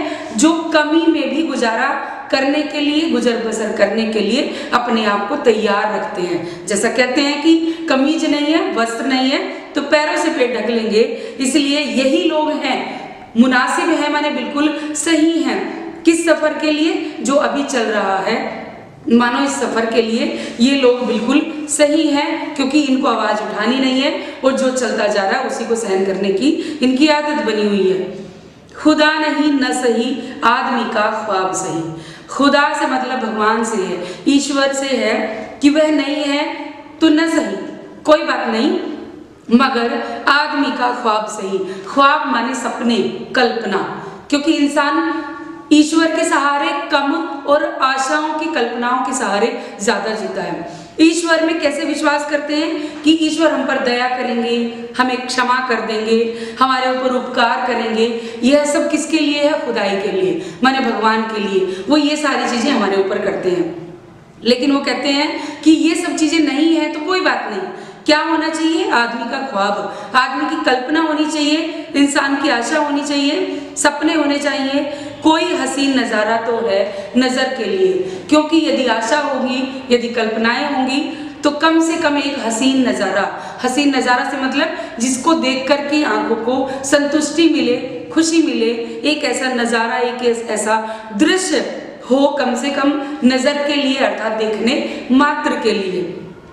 ये मुतमईन है कि पत्थर पिघल नहीं सकता। मैंने इसमें क्या कहना चाहते हैं कि कुछ लोग ऐसे होते हैं जो ये सोच लेते हैं कि हम इनसे अपनी समस्या बोले भी तो ये उसका समाधान नहीं करेंगे। माने ये कैसे हैं? पत्थर दिल इंसान है। जैसे पत्थर पिघलता नहीं है, ऐसे ही हमारे दुखों को सुन करके ये समझेंगे भी नहीं और उनका समाधान भी नहीं करेंगे। तो कवि क्या बोलते हैं? वे मुतमईन हैं। मुतमईन माने आश्वस्त होकर बैठे हैं, पूरा विश्वास के साथ बैठे हैं कि पत्थर पिघल नहीं सकता, माने पत्थर नहीं पिघलेगा, अर्थात हमारी बात को ये नहीं समझेंगे, उसका समाधान ये नहीं निकालेंगे। मगर मैं बेकरार हूँ आवाज में असर के लिए। दुष्यंत कुमार जी क्या बोलते हैं कि मैं बेकरार हूँ, माने मैं बेचैन हूँ, किस लिए? आवाज में असर के लिए, अर्थात अपने छंदों के माध्यम से, अपनी गजल के माध्यम से लोगों के अंदर वो जागरूकता लाना चाहता हूँ, ताकि वे अपने ऊपर होने वाले अत्याचारों और अन्यायों के खिलाफ आवाज उठाएं। इसलिए मैं बेचैन हूँ, मैं बेकरार हूँ कि उनकी आवाज में वह असर आए, ताकि लोग उनको सुने और उनको समझें और उनकी समस्याओं का समाधान करें, या फिर वो अपनी बात कहने का साहस जुटा पाए।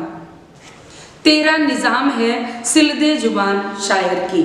कवि कहते हैं कि देखो, जब ऐसी स्थिति होती है तो सामने वाले जो विरोधी हैं वो क्या सोचते हैं कि सबसे पहले जो हमारी बात का विरोध करने वाला है उसकी जुबान बंद कर दी जाए। तो कवि भी यहीं पर ये वाली बात बोलने की कोशिश करते हैं कि तेरा निजाम है सिल दे जुबान शायर की। माने जुबान शायर की क्यों सिल दी जाए कि यदि शायर नहीं बोलेगा तो लोगों को इस बात का पता नहीं चलेगा, लोगों के अंदर वो जागरूकता पैदा नहीं होगी, उनके अंदर वो चेतना नहीं आएगी कि वो अपने विरुद्ध, यानी सामने वाले के विरुद्ध, अपने अन्याय के विरुद्ध वो आवाज उठाएं। तो इसलिए क्या किया जाए कि सबसे पहले उसकी जबान बंद कर दीजिए जो इनको भड़काने का काम कर रहे हैं। तो वो कहते हैं कि इसकी जुबान सिल दी जाए, ये एहतियात जरूरी है इस बहर के लिए। ये एहतियात बोलते हैं सावधानी। किसके लिए? बहर माने छंद के लिए, कि जैसे छंद में कहाँ रुकना है, कहाँ आगे बढ़ना है, ये सावधानी जरूरी होती है।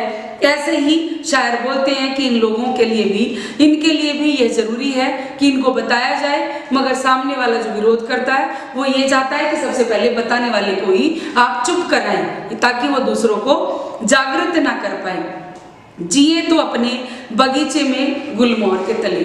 मैंने लोगों की जिंदगी के लिए बोला है कि कैसे जीना चाहिए, कहाँ जीना चाहिए। गुलमोहर का पेड़, बच्चों आपने सुना होगा कि पेड़ एक होता है जिस पर बहुत ज्यादा फूल खिलते हैं, माने पत्ते भी फूल जैसे लगते हैं, यानी खुशी का प्रतीक है मान लीजिए।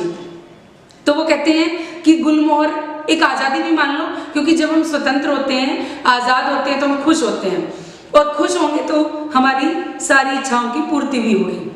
वो कहते हैं कि यदि हम जिए तो अपने बगीचे में, माने अपने देश में, अपने समाज में गुलमोहर के तले जिए, अर्थात अपने बड़े बुजुर्गों के साथ, अपना ख्याल रखने वाले लोगों के साथ आजादी से जिए, और मरे तो गैर की गलियों में गुलमोहर के लिए। और यदि मृत्यु भी आए हमें तो हम कहाँ मरे? गैर की गलियों में। यदि हमें मृत्यु आए तो किस लिए आए? आजादी प्राप्त करने के लिए या अपने बड़ों की रक्षा करने के लिए। यानी मृत्यु आए तो अपने आप को बचाने के लिए, अपनी आज़ादी स्वतंत्रता प्राप्त करने के लिए, और जितने दिन भी हम जिए उतने दिन ही अपने देश में आज़ादी से जिए, खुश होकर जिए, प्रसन्नता पूर्वक जिए। इस वीडियो में हम कक्षा 11वीं की आओ मिलकर बचाएं कविता का भावार्थ सीखेंगे, जो निर्मला पुतुल द्वारा लिखी गई है। तो निर्मला जी ने क्या किया है, जो प्रकृति विनाश है उसकी तरफ चिंता व्यक्त की है, और जो ये आदिवासी जो बस्तियां होती हैं उनके लिए चिंता व्यक्त की है, और लोगों से ये माने आह्वान किया है, अनुरोध किया है कि कृपया इन चीज़ों को आप बचाइए। हम बचा सकते हैं तो क्यों ना प्रयास किया जाए, क्यों ना कोशिश की जाए। और क्या बचाना है, कैसे बचाना है, वो सारा इस कविता में दिया है कि अपनी बस्तियों को नंगी होने से, अपनी बस्तियों को नंगी होने से बचाएं। माने जो आदिवासी हैं वो जंगल में रहते हैं, यानी चारों तरफ हरियाली, पेड़ पौधे, सारी चीज़ें, प्रकृति भरपूर होती है। तो लोगों ने शुरू क्या कर दिया, शहरीकरण करना शुरू कर दिया है। माने लोगों के पास जगह नहीं है रहने के लिए, तो उन्होंने जंगलों में पेड़ों को काटना शुरू कर दिया, वहाँ बड़े बड़े भवन बनाने शुरू कर दिए, तो वो शहरीकरण हो गया। तो इसलिए जो कवियत्री हैं वो बोलती हैं कि शहर की आबो हवा से बचाएं। माने शहर की आबो हवा से बचाना अर्थात शहर के परिवेश से अपनी बस्तियों को बचाना है। माने आदिवासी बस्तियों की रक्षा करनी है, उनके पेड़ों को काटने से बचाना है। बचाएं डूबने से पूरी की पूरी बस्ती को हडिया में। माने क्या करना है कि मानो पूरी की पूरी बस्ती कहीं नष्ट ना हो जाए, ये जनजीवन समाप्त ना हो जाए, ऐसा करने से बचाना है।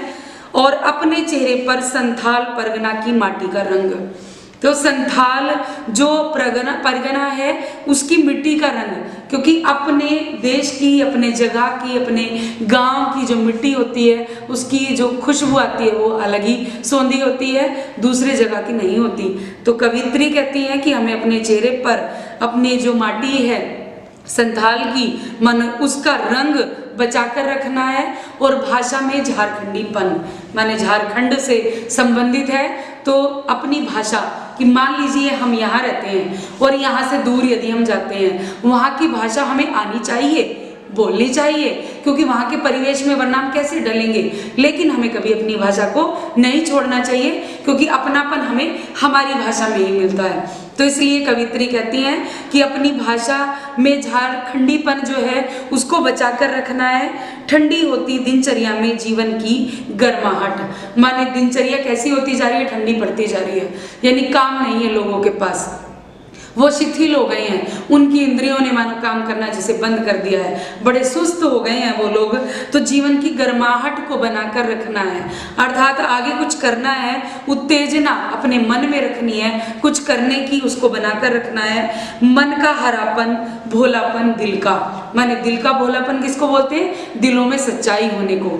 यानी जैसे हम बाहर से दिखते हैं, जैसा हमारा बाहर से व्यवहार है, ऐसा ही हमारा अंदर से है। तो कुछ लोग ऐसे शातिर होते हैं, मन में कुछ और होता है, बाहर कुछ और होता है। तो कवित्री कहती हैं कि जो गांव के लोग हैं, जो आदिवासी बस्तियां हैं, उनके लोग बड़े भोले हैं, वो मन से सच्चे हैं, उनकी भाषा उनकी सच्चाई की भाषा है। तो हमें उन सब चीज़ों को, उनके भोलेपन को बचाकर रखना है।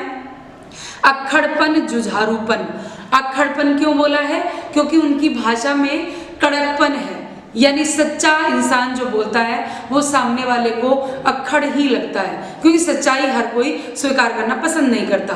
तो इसीलिए उस सच्चाई को भी बनाकर रखना है। जुझारूपन बोलते हैं मेहनती को, यानी वो लोग कैसे होते हैं, मेहनती होते हैं, अपने कर्म में विश्वास करते हैं, तो अपनी मेहनत की खाते हैं। तो इसलिए जुझारूपन को बचाकर रखना है। भीतर की आग को बचाकर रखना है। भीतर की आग से मतलब क्या है, कुछ करने की लालसा, जिज्ञासा, इच्छा जो है उसको भी बचाकर रखना है कि कहीं ऐसी कोई प्रवृत्ति लोगों के अंदर ना आ जाए ताकि उनकी अच्छी बातें समाप्त हो जाएं। तो उस ऐसी चीज से बचाकर रखना है सबको। धनुष की डोरी, तीर का नुकीलापन, कुल्हाड़ी की धार, ये क्या है, आदिवासियों के शस्त्र हैं। धनुष बाण और कुल्हाड़ी वो क्या करते हैं, वो लेकर के शिकार करते हैं और अपना आजीविका चलाते हैं। तो उन्होंने बोला है कि हमें बचाकर रखना है धनुष की डोरी को भी, तीर के नुकीलेपन को भी और कुल्हाड़ी की धार को भी। और उसके साथ साथ और क्या बचा लेना है? जंगल की ताजा हवा, नदियों की निर्मलता। माने नदियों में लोग क्या करते हैं? कूड़ा करकट डालना शुरू कर देते हैं, उसके पवित्र जल को गंदा कर देते हैं, जो हमारे ही जीवन पर कहीं ना कहीं गलत प्रभाव डालती है।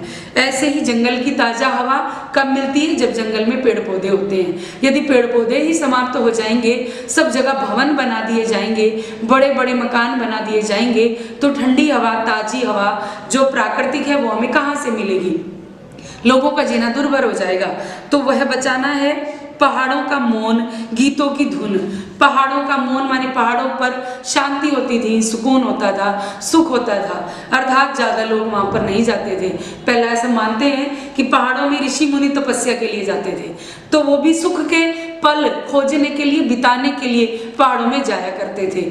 मगर अब जो ये भ्रमण चलता है लोगों का, घूमने जाते हैं, वहां पर गंदगी फैलाते हैं और इधर उधर शोर करते हैं, नुकसान करते हैं, तो उन सारी चीजों को हमें बचाना है। गीतों की धुन, मिट्टी का सौंधापन। तो गीतों की धुन को बचाना है, माने लोग गीत गाया करते थे पहले, आजकल वो सारे गायब हो गए हैं, लुप्त हो गए हैं, किसी को उन चीजों से मतलब नहीं बचा है। उनको बचा कर रखना है। मिट्टी का सौंधापन माने मिट्टी की खुशबू, कि जब बरसात होती है और पड़ने वाली बूंद रेत से, मिट्टी से टकराती है तो मिट्टी से खुशबू आती है, तो उस सौंधेपन को बचाना है। फसलों की लहलहाट माने खेतों में हरी हरी फसलें होती हैं, हवा से लहराती हैं, उन फसलों को बचाकर रखना है। नाचने के लिए खुला आंगन माने घरों में बड़े बड़े आंगन हुआ करते थे, उत्सवों में, त्योहारों पर, अपने घर के किसी भी कार्यक्रम में बच्चे या बड़े नृत्य किया करते थे, तो उन आंगनों को बचाना है, उस खुशी को बचाना है। गाने के लिए गीतों को बचाना है। हंसने के लिए थोड़ी सी खिलखिलाहट माने क्या चाहिए?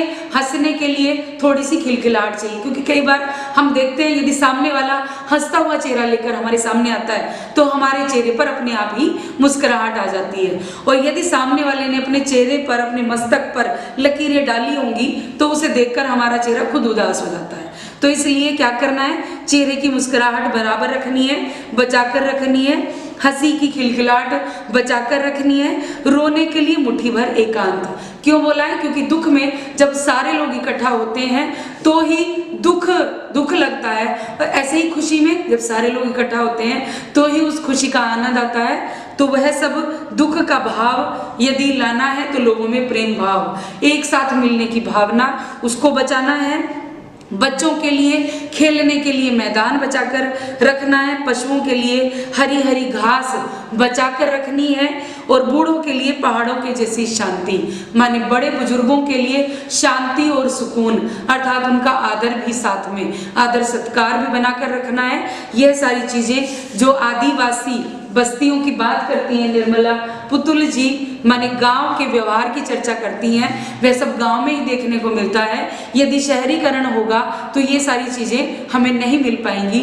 लोग स्वार्थी हो जाएंगे और पैसे की दौड़ में अंधे होकर भागेंगे, यानी एक दूसरे के सुख दुख की परवाह नहीं करेंगे। इसलिए हमें इन सब चीजों से अपने गाँवों को बचाना है और गाँवों की इन सारी संस्कृति को समेट कर रखना है।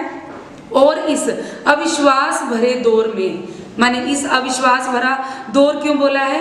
क्योंकि आदमी दूसरे पर विश्वास नहीं करता, यानी शक करता है। यदि सामने वाले ने काम सही भी किया होगा ना तो उसे शक होगा। क्यों?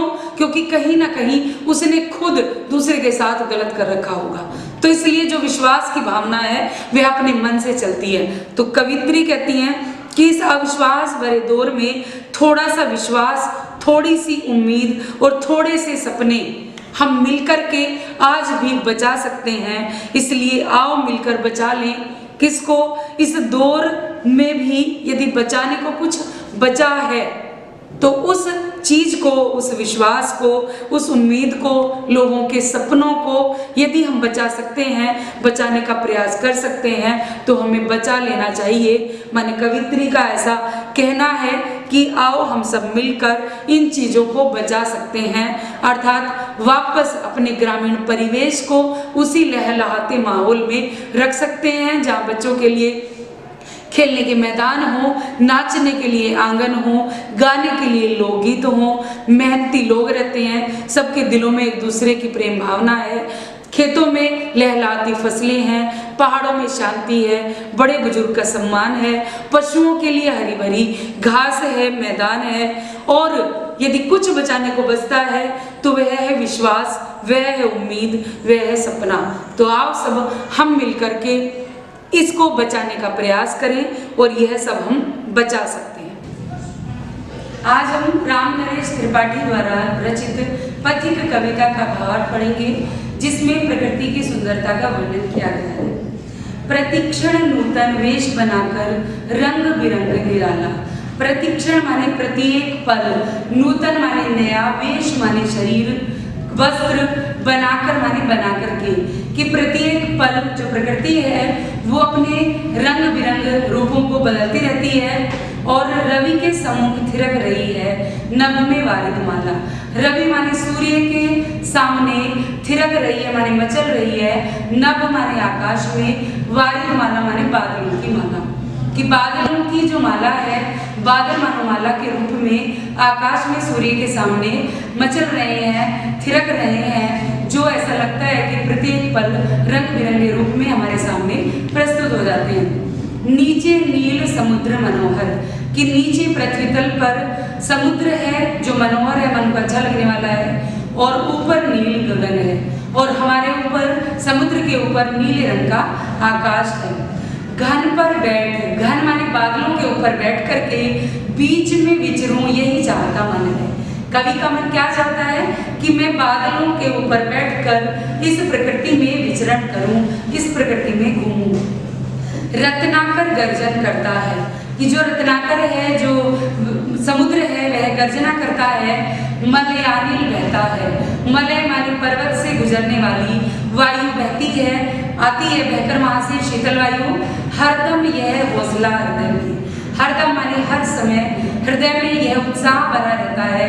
हे प्रिय, इस विशाल विस्तृत महिमा में, कि इस विशाल माने बहुत बड़े, विस्तृत माने दूर तक फैले हुए, महिमा में माने महिमा से युक्त, रत्नाकर माने समुद्र के घर के कोने कोने में, यानी समुद्र के कोने कोने में लहरों पर बैठ फिरूं जी भर के, कि लहरों पर बैठ करके मैं जी भर के यहाँ पर विचरण करूं, अर्थात समुद्र के कोने कोने में मैं घूमूं फिरूं। निकल रहा है जल निधि जल पर, कि जल निधि माने समुद्र के जल पर मानो दिनकर बिंब अधूरा, माने सूर्य का जो बिंब है, जो परछाई है, आधे रूप में वह नजर आ रहा है। कमला के कंचन मंदिर का मानो कांत कंगूरा, कि कैसा लगता है वो, कि कमला माने लक्ष्मी के, कंचन माने सोने का बना हुआ जो मंदिर है, स्वर्ण में अर्थात पीले रंग का, वह कांत माने चमकीला, कंगूरा माने गुंबद के रूप में दिखाई दे रहा है। ऐसा लगता है कि लाने को निज पुण्य भूमि पर, कि लाने को निज माने अपनी, पुण्य माने पवित्र, भूमि माने इस पृथ्वी पर लक्ष्मी की सवारी, माने लक्ष्मी की सवारी को रत्नाकर ने निर्मित कर दी स्वर्ण सड़क अति प्यारी, कि रत्नाकर ने मानो समुद्र ने एक सोने से बना दी हो एक सड़क, किसकी सवारी उतारने के लिए, मानो लक्ष्मी की सवारी को पृथ्वी तल पर लाने के लिए। अर्थात सूर्य की किरणें जब आकाश से पृथ्वी तल पर पड़ रही हैं तो ऐसा प्रतीत होता है कि जैसे सोने की किरणें के माध्यम से रत्नाकर ने, समुद्र ने लक्ष्मी की सवारी तैयार कर दी हो कि वो पृथ्वी पर उतर आए। निर्भय दृढ़ गंभीर भाव से गरज रहा सागर है, कि सागर निर्भय होकर, निडर होकर, गंभीर भाव से गर्जन कर रहा है, अर्थात सागर की लहरों में गर्जनाएं उठ रही हैं। लहरों पर लहरों का आना सुंदर अति सुंदर है, कि एक लहर के ऊपर दूसरी लहर जब आती है, हवा से पानी में हवा प्रवेश करती है तो एक के बाद एक लहर उठती चली जाती है, तो वह अत्यधिक सुंदर प्रतीत हो रही है। कहो यहाँ से बढ़कर सुख क्या पा सकता है प्राणी, कवि कहता है कि इससे अच्छा सुख और मनुष्य को कहाँ प्राप्त हो सकता है।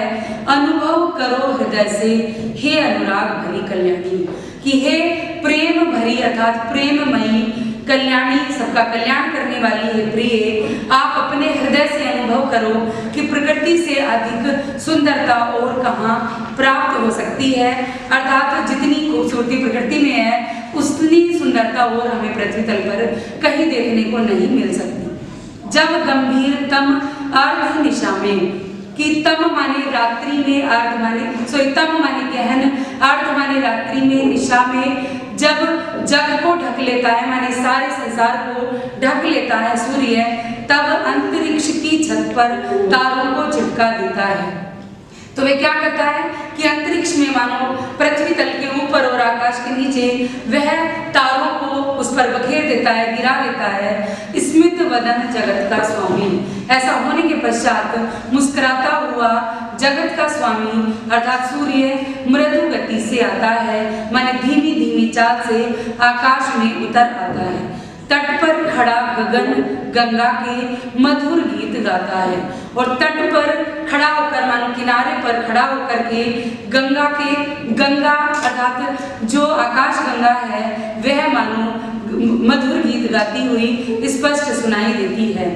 उससे ही विमुग्ध हो नभ में, कि उससे मोहित होकर के आकाश में चंद्र विहस देता है, अर्थात चंद्रमा भी मानो अपनी मुस्कुराहट बखेर देता है, गिरा देता है। वृक्ष विविध पत्तों पुष्पों से, कैसे आभास होता है हमें उसका कि वृक्षों पर विविध माने अनेकों प्रकार के पत्तों से, फूलों से तन को माने अपने शरीर को सज लेता है, अर्थात सजा लेता है, आकर्षित बना लेता है। पक्षी हर्ष संभाल न सकते, उस समय पक्षी इतने प्रसन्न हो जाते हैं कि अपनी हर्ष माने खुशी को संभाल नहीं पाते और मुग्ध चहक उठते हैं, यानी मोहित होकर के आकाश में चहकने लगते हैं, शोर करने लगते हैं।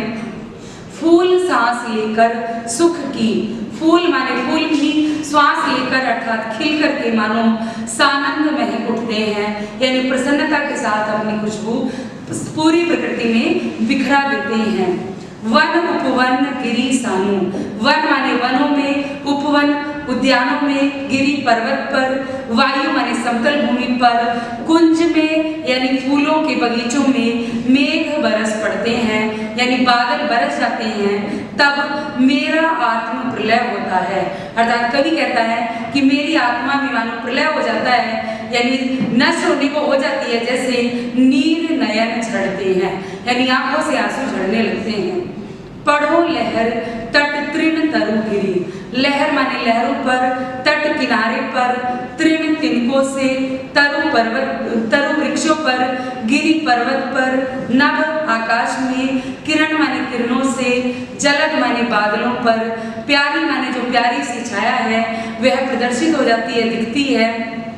लिखी हुई वह मधुर कहानी, कि जो इन सब चीजों पर प्रकृति ने अपनी मधुर कहानी स्पष्ट शब्दों में लिखी है, वह कहानी कौन सी? विश्व मनो विमोहन हरि, अर्थात विश्व के मन को मोहित कर लेने वाली कहानी को पढ़ लेने की इच्छा मन में प्रकट होने लगती है।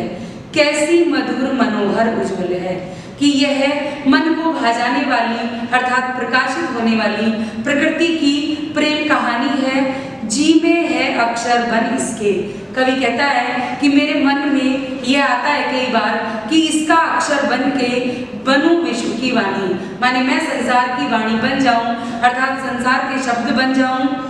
स्थिर पवित्र आनंद प्रवाहित, स्थिर माने एक जगह रहने वाला, पवित्र माने पवित्र उज्जवल, आनंद माने आनंद को प्रवाहित माने बहाने वाली, सदा शांति सुख कर है, कि हमेशा शांति प्रदान करने वाली है और सुख प्रदान करने वाली है। आहा प्रेम का राज्य परम सुंदर, कि अरे यह प्रेम का राज्य अर्थात प्रकृति से प्रेम का जो राज्य है वह अत्यधिक सुंदर है, अतिशय सुंदर है, माने इससे अत्यधिक सुंदरता और कहीं नहीं हो सकती।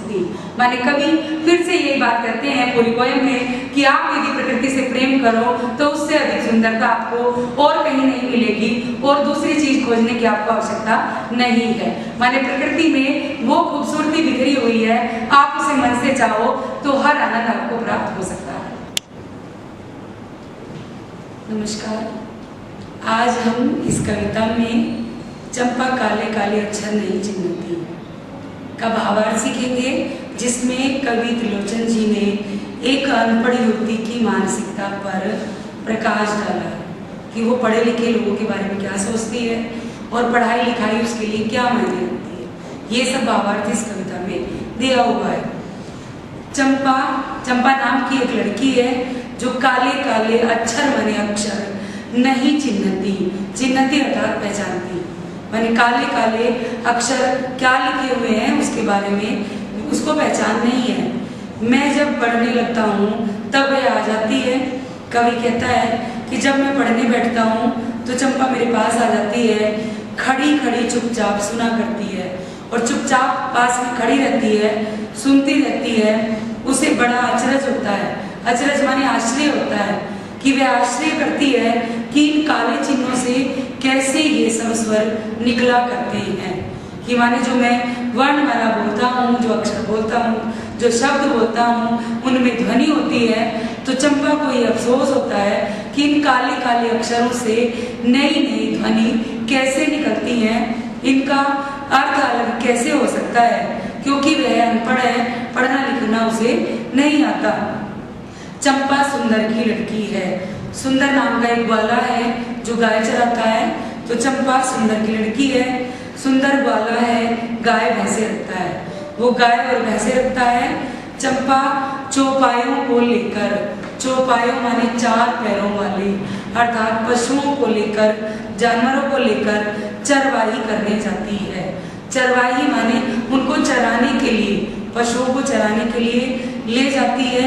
चंपा अच्छी है, चंचल है, नटखट भी है, माने चंपा व्यवहार की अच्छी है, थोड़ी चंचल है और उसमें शरारतें भरी हुई हैं, वह नटखट है।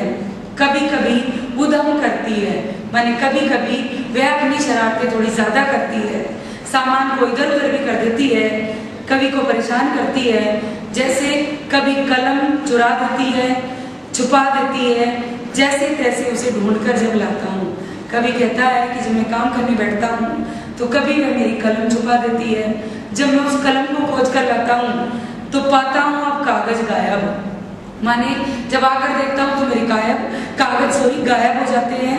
परेशान फिर हो जाता हूँ। चंपा कहती है कि जब मैं परेशान हो जाता हूँ, कभी कागज ढूंढने में, कभी कलम ढूंढने में, तो चंपा कहती है कि तुम कागज ही गोदा करते हो दिन भर, कि आप को कोई काम धाम नहीं है, आप केवल कागज ही गोदा करना, अर्थात कागज को छापते ही रहते हो, कागज काले ही करते रहते हो। क्या यह काम बहुत अच्छा है, माने ये कार्य बहुत अच्छा है जो आप करते रहते हो।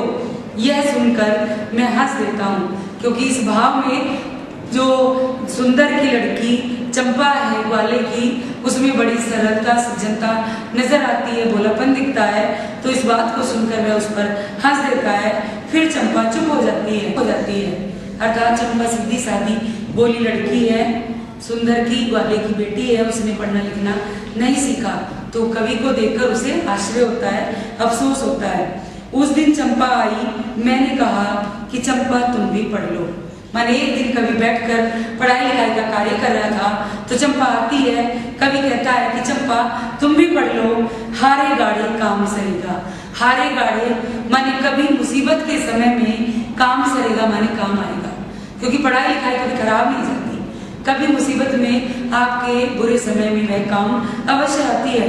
तो कवि चंपा को समझाते हुए ये बात बोलता है और साथ ही बताता है कि गांधी बाबा की इच्छा है, माने गांधी अर्थात महात्मा गांधी जी भी यही चाहते हैं कि हमारे भारत में सारी जो महिलाएं हैं, जो लड़कियां हैं, वह सब पढ़ें, वह सब शिक्षित बने, सब जन पढ़ना लिखना सीखे, माने सारे लोग पढ़ लिख कर शिक्षित हो जाएं, सारे पढ़ना लिखना सीख लें। यह इच्छा गांधी बाबा की है। चंपा ने यह कहा कि मैं तो नहीं पढ़ूंगी।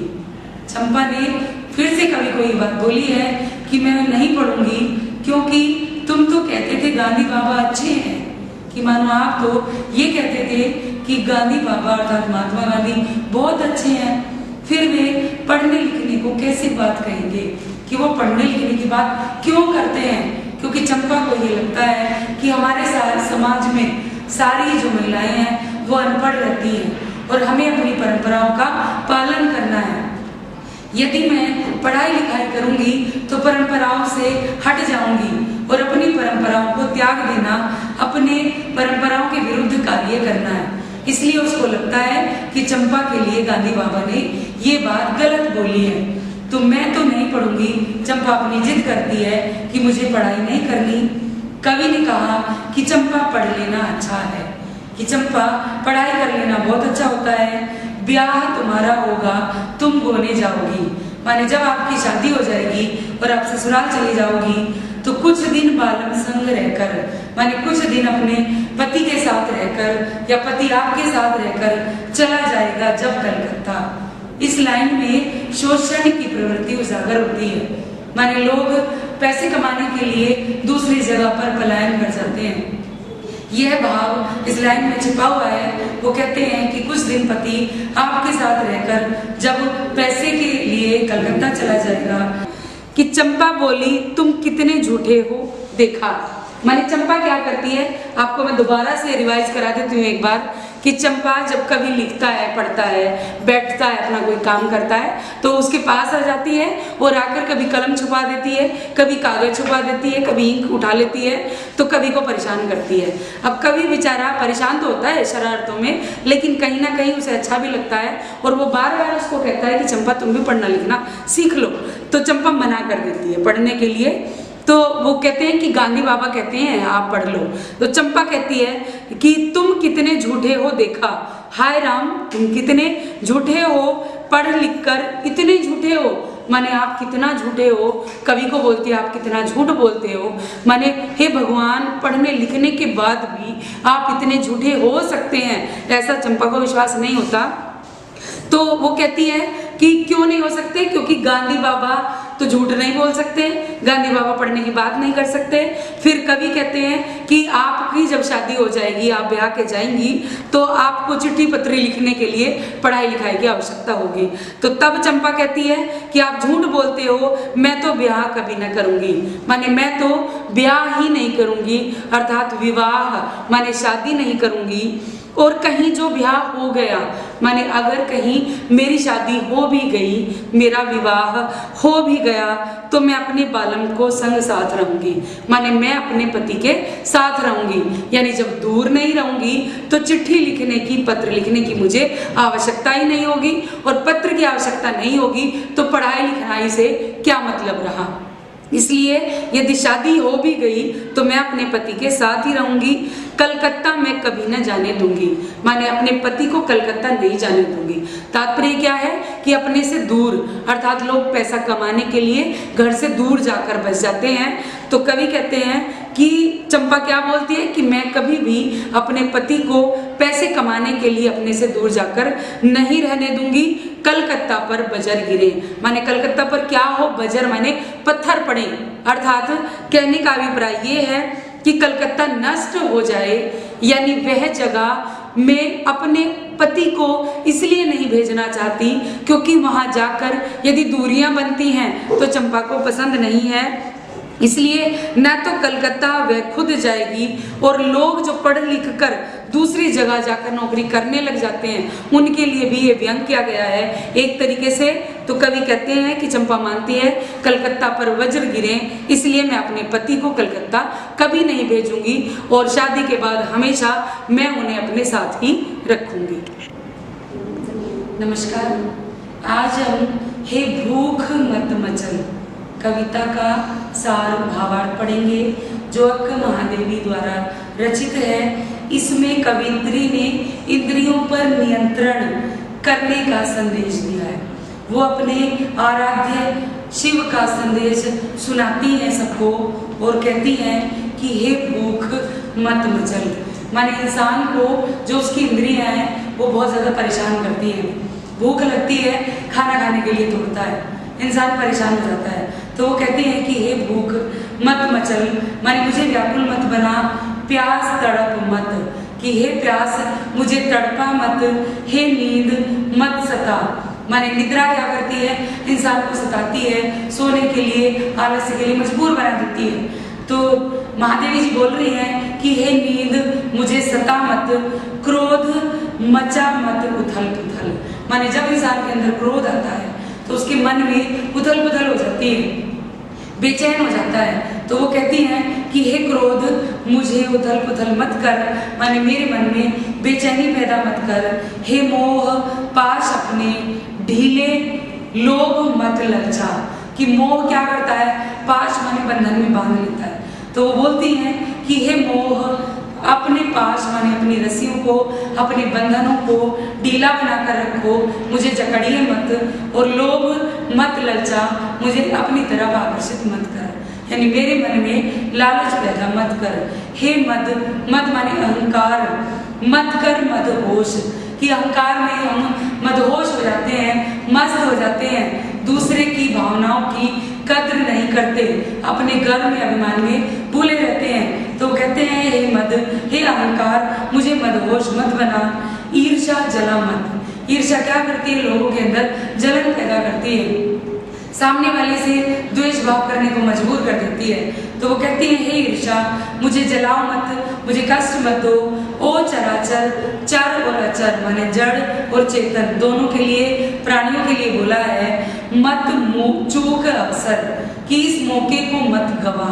अर्थात भगवान ने आपको जो मानव योनि दी है उसको मत खोइए। आई हूँ संदेश लेकर चन्न मल्लिकार्जुन का, कि मैं अर्थात अक्क महादेवी, मैं किसका संदेश लेकर आई हूँ, अपने शिव का।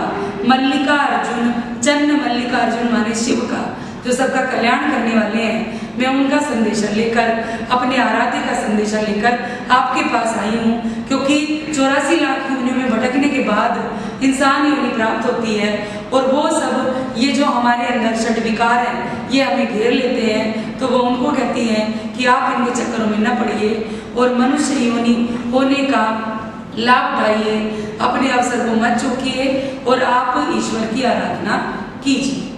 तो वो ईश्वर से प्रेयर करती हैं, वो कहती हैं कि आप मुझे कैसे बनाकर रखना, माने लोग भगवान प्राप्ति के लिए अपने आप को बहुत ज्यादा गरीब बनाने के लिए भी इच्छुक रहते हैं। क्योंकि कबीरदास का एक दोहा है कि दुख में सुमिरन सब करें, सुख में करे न कोय, जो सुख में सुमिरन करे तो दुख काहे को होए। तो इसलिए वो कहती हैं कि दुख जब होता है ना तो हम ईश्वर को याद करते हैं।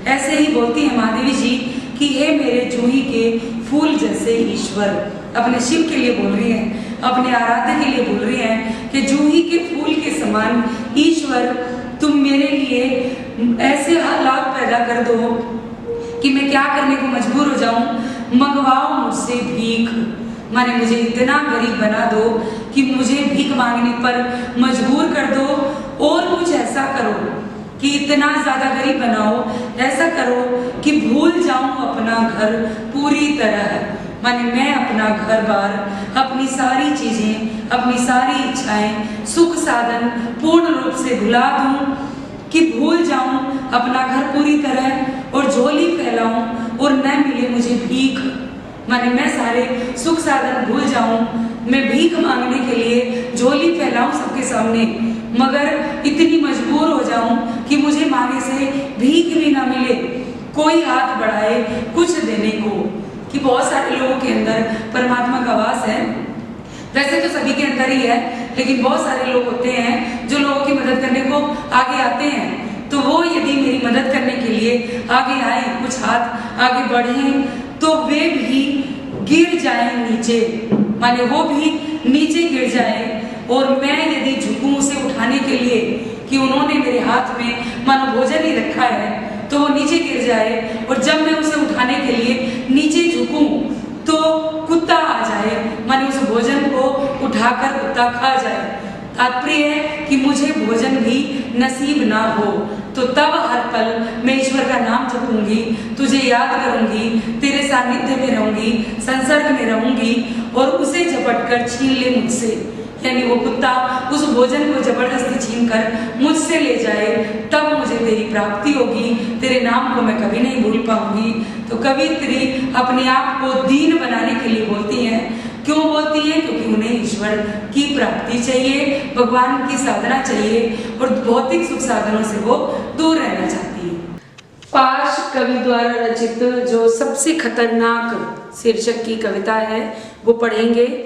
पाश जो है कवि, इनका मूल नाम तो अवतार सिंह सिंधु है, मगर कविवर पाश के नाम से इनको जाना जाता है। तो इनकी जो कविता है सबसे खतरनाक, उसको हम सीखेंगे आज इस वीडियो में। उन्होंने बताया है कि सबसे खतरनाक क्या चीजें होती हैं।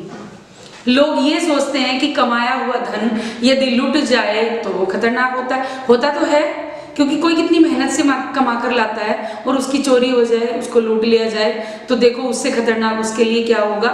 लेकिन कवि उसको खतरनाक नहीं मानते, बल्कि वो और चीजों को खतरनाक मानते हैं। तो वो क्या क्या चीजें खतरनाक होती हैं, इस कविता में कवि ने यही बताया है कि मेहनत की लूट सबसे खतरनाक नहीं होती। माने मेहनत से कमाया हुआ धन यदि लुट जाए तो वह खतरनाक नहीं माना जाता। पुलिस की मार सबसे खतरनाक नहीं होती। कि देखो यदि कोई निर्दोष है, उसकी पिटाई होती है तो खतरनाक होती है, लेकिन कवि कहते हैं कि पुलिस की मार भी सबसे खतरनाक नहीं होती। गद्दारी लोभ की मुट्ठी सबसे खतरनाक नहीं होती। गद्दारी लोभ माने दूसरे के साथ छल कपट करना, अपना स्वार्थ सिद्ध कर लेना, जो स्थिति है वह भी खतरनाक नहीं मानी जाती, जबकि खतरनाक होती है, लेकिन सबसे खतरनाक उसको नहीं माना जाता।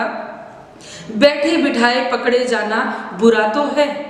बैठे बिठाए माने हम हमारे घर पर बैठे हैं आराम से, और कोई भी जो हमें जानता ही नहीं है, जिस केस से हमारा कोई लेना देना ही नहीं है, उस ऐसी समस्या में हमें उलझाकर हमें फंसा दिया जाए और कोई हम पर आकर पकड़ धकड़ करने लग जाए तो बुरा तो लगता है। अच्छा तो किसी को ही नहीं लगेगा, लेकिन वह भी सबसे खतरनाक नहीं होता। सहमी सी चुप में जकड़े जाना बुरा तो है। सहमी सी माने सहम कर रह जाना, चुप रहना, अपनी बात नहीं बोलना बुरा तो है, मगर सबसे खतरनाक वह नहीं माना जाता। कपट के शोर में सही होते हुए भी दब जाना। कपट के शोर में माने चारों तरफ हाहाकार मचता हो, उस ऐसे शोर में जब आप अपनी बात बोलने की कोशिश करते हैं और आप सही हैं मगर आपकी आवाज को दबा दिया जाता है, तो वो आपकी आवाज का दबा होना आपको बुरा तो लगता है, मगर उसको सबसे खतरनाक नहीं कहा जा सकता। किसी जुगनू की लो में पड़ना बुरा तो है। जुगनू की लो से मतलब है कम रोशनी में पड़ना, यानी आप कम सुख सुविधाओं में अपना जीवन व्यतीत करते हैं तो बुरा तो लगता है, मगर सबसे खतरनाक नहीं होता। मुठिया भींचकर बस वक्त निकाल लेना।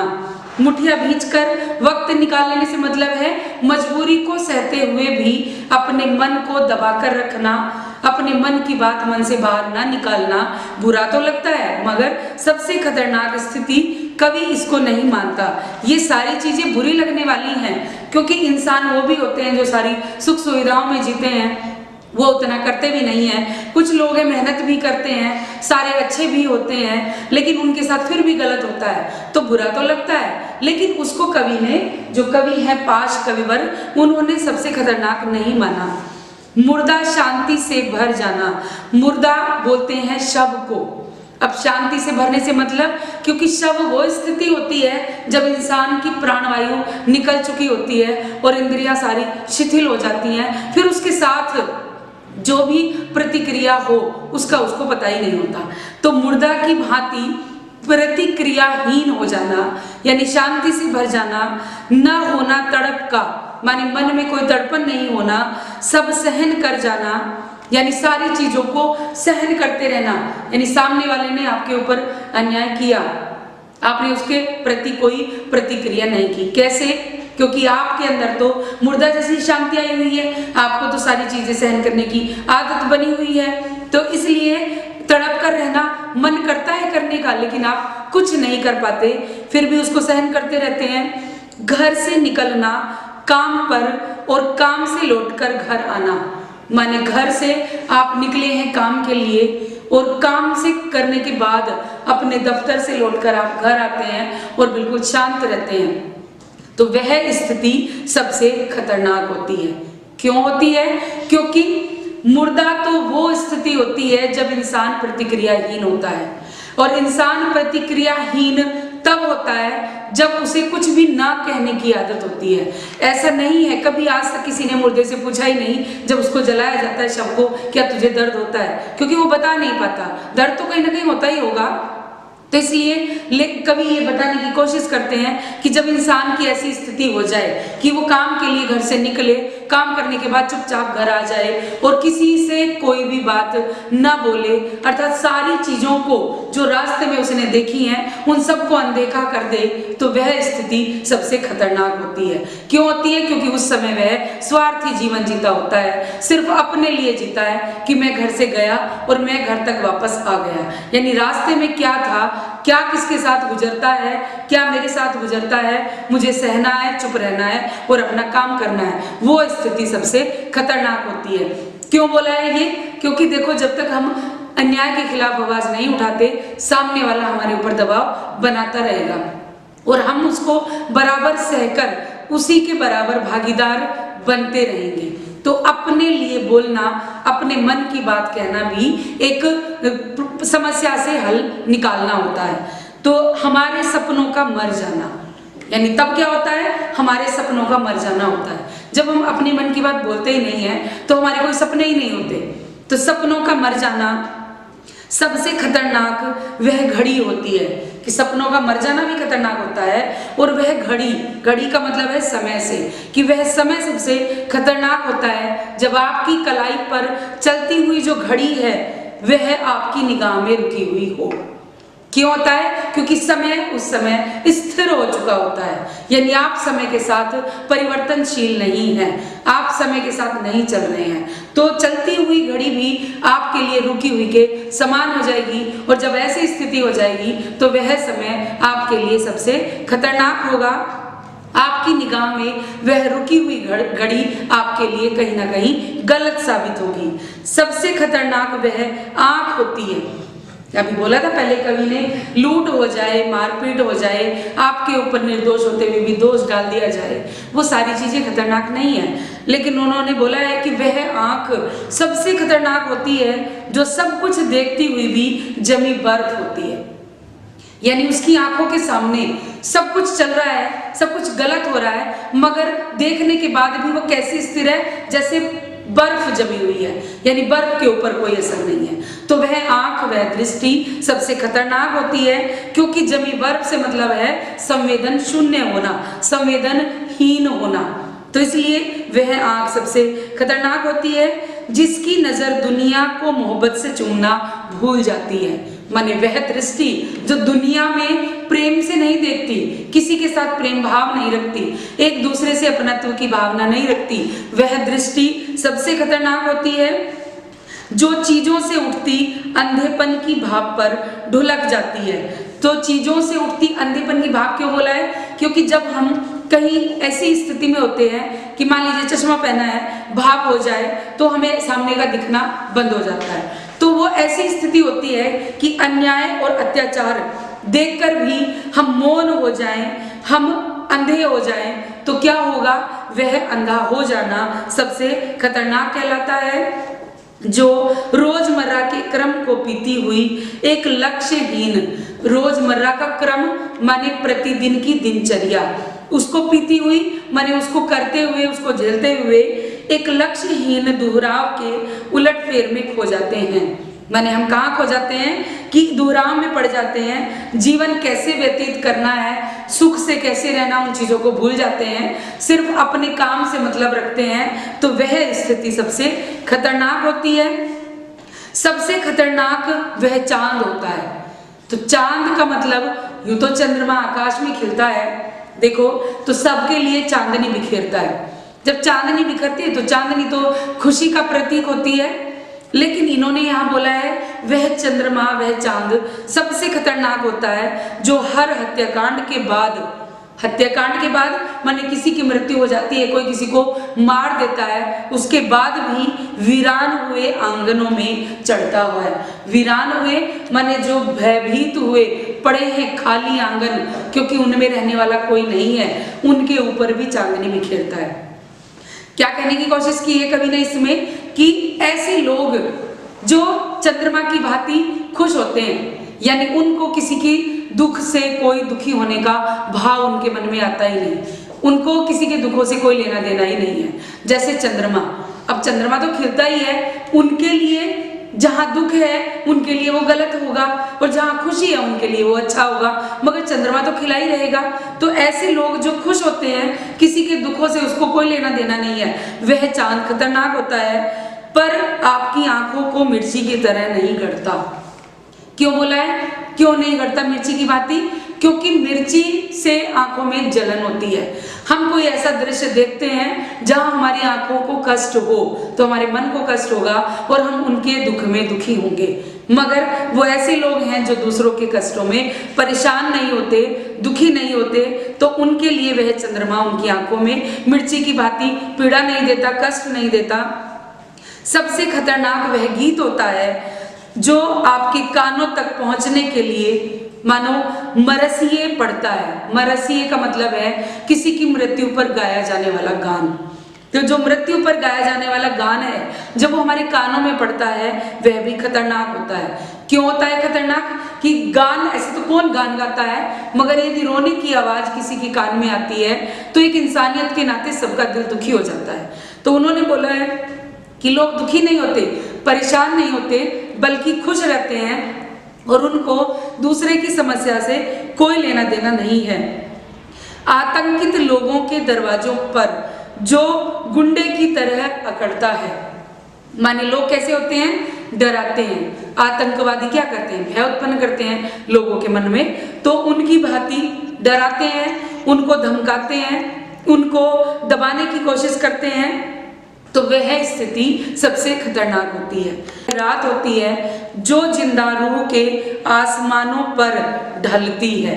तो जिंदा रूह से मतलब है कि आत्मा रूपी जो रूह है उसके ऊपर जो प्रभाव डालती है, वह रात्रि सबसे खतरनाक होती है, जिसमें सिर्फ क्या होते हैं, उल्लू बोलते हैं, गीदड़ बोलते हैं। जो हुआ हुआ बोला है वो क्या है, गीदड़ की आवाज है। माने उस रात्रि में सिर्फ उल्लू और गीदड़ की आवाज आती है और हमेशा की तरह अंधेरे बंद दरवाजे पर जो गीदड़ होती हैं वह चिपकी रहती है। अभिप्राय क्या है कि लोगों को मन में जो डर बैठा हुआ है वो आतंकवादियों वाला, तो लोग क्या करते हैं, चीखते हैं, चिल्लाते हैं, ठीक है, चीत्कार करते हैं, मगर सामने वाले का दिल उनकी बातों को सुनकर पिघलता नहीं है, दहलता नहीं है और वो उनके ऊपर बराबर अत्याचार करते हैं। तो वह रात्रि, वह समय सबसे खतरनाक होता है। सबसे खतरनाक वह दिशा होती है जिसमें आत्मा का सूरज डूब जाता है। तो आत्मा का सूरज डूबना माने निराशा भर जाना, यानी लोगों के मन में जब आशाएं खत्म हो जाती हैं, सपने कल्पनाएं खत्म हो जाती हैं, तो वह आत्मा का जो सूरज है जब डूब जाता है तो वह स्थिति, वह दिशा सबसे खतरनाक होती है।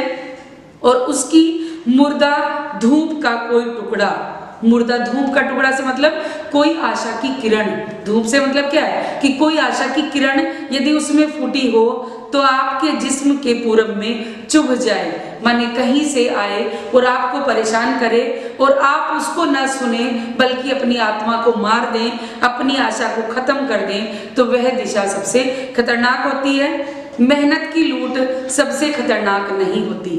कभी वापस दोहराते हैं कि मेहनत की लूट खतरनाक नहीं है, पुलिस की मार भी खतरनाक नहीं है, गद्दारी और लोभ, धोखेबाजी और धोखाधड़ी कोई खतरनाक नहीं है, बल्कि खतरनाक कौन सी स्थिति है कि अन्यायों को सहना, गलत चीजों को देखकर आंखें बंद कर लेना, अपनी आशाओं को मार लेना, अपनी आत्मा में उठने वाले विचारों का दमन करना, दूसरे के लिए अपनी आवाज न उठाना, अपने मन को दबा कर रखना, अपनी मन की इच्छाओं को दबा कर रखना सबसे खतरनाक माना गया है। मैं आपको एक बात बता देती हूँ कि 11वीं का खंड हमारा पूरा जो काव्य खंड है वो हम पूरा कर चुके हैं। आप लोगों की सुविधा के लिए हमने नेक्स्ट ईयर आपके काम आने वाला जो 12वीं का काव्य खंड है वो भी पूरा कर दिया है। तो आप उसका फायदा अच्छे से उठाएं और तभी उठा पाएंगे जब आप हमारे चैनल को सब्सक्राइब करेंगे, ताकि आने वाले समय में जो भी ज़रूरतमंद चीज़ें हैं वो हम आपको समय समय पर भेजते रहें अपनी वीडियो के माध्यम से। तो सबसे पहले आप चैनल को सब्सक्राइब ज़रूर कर दें।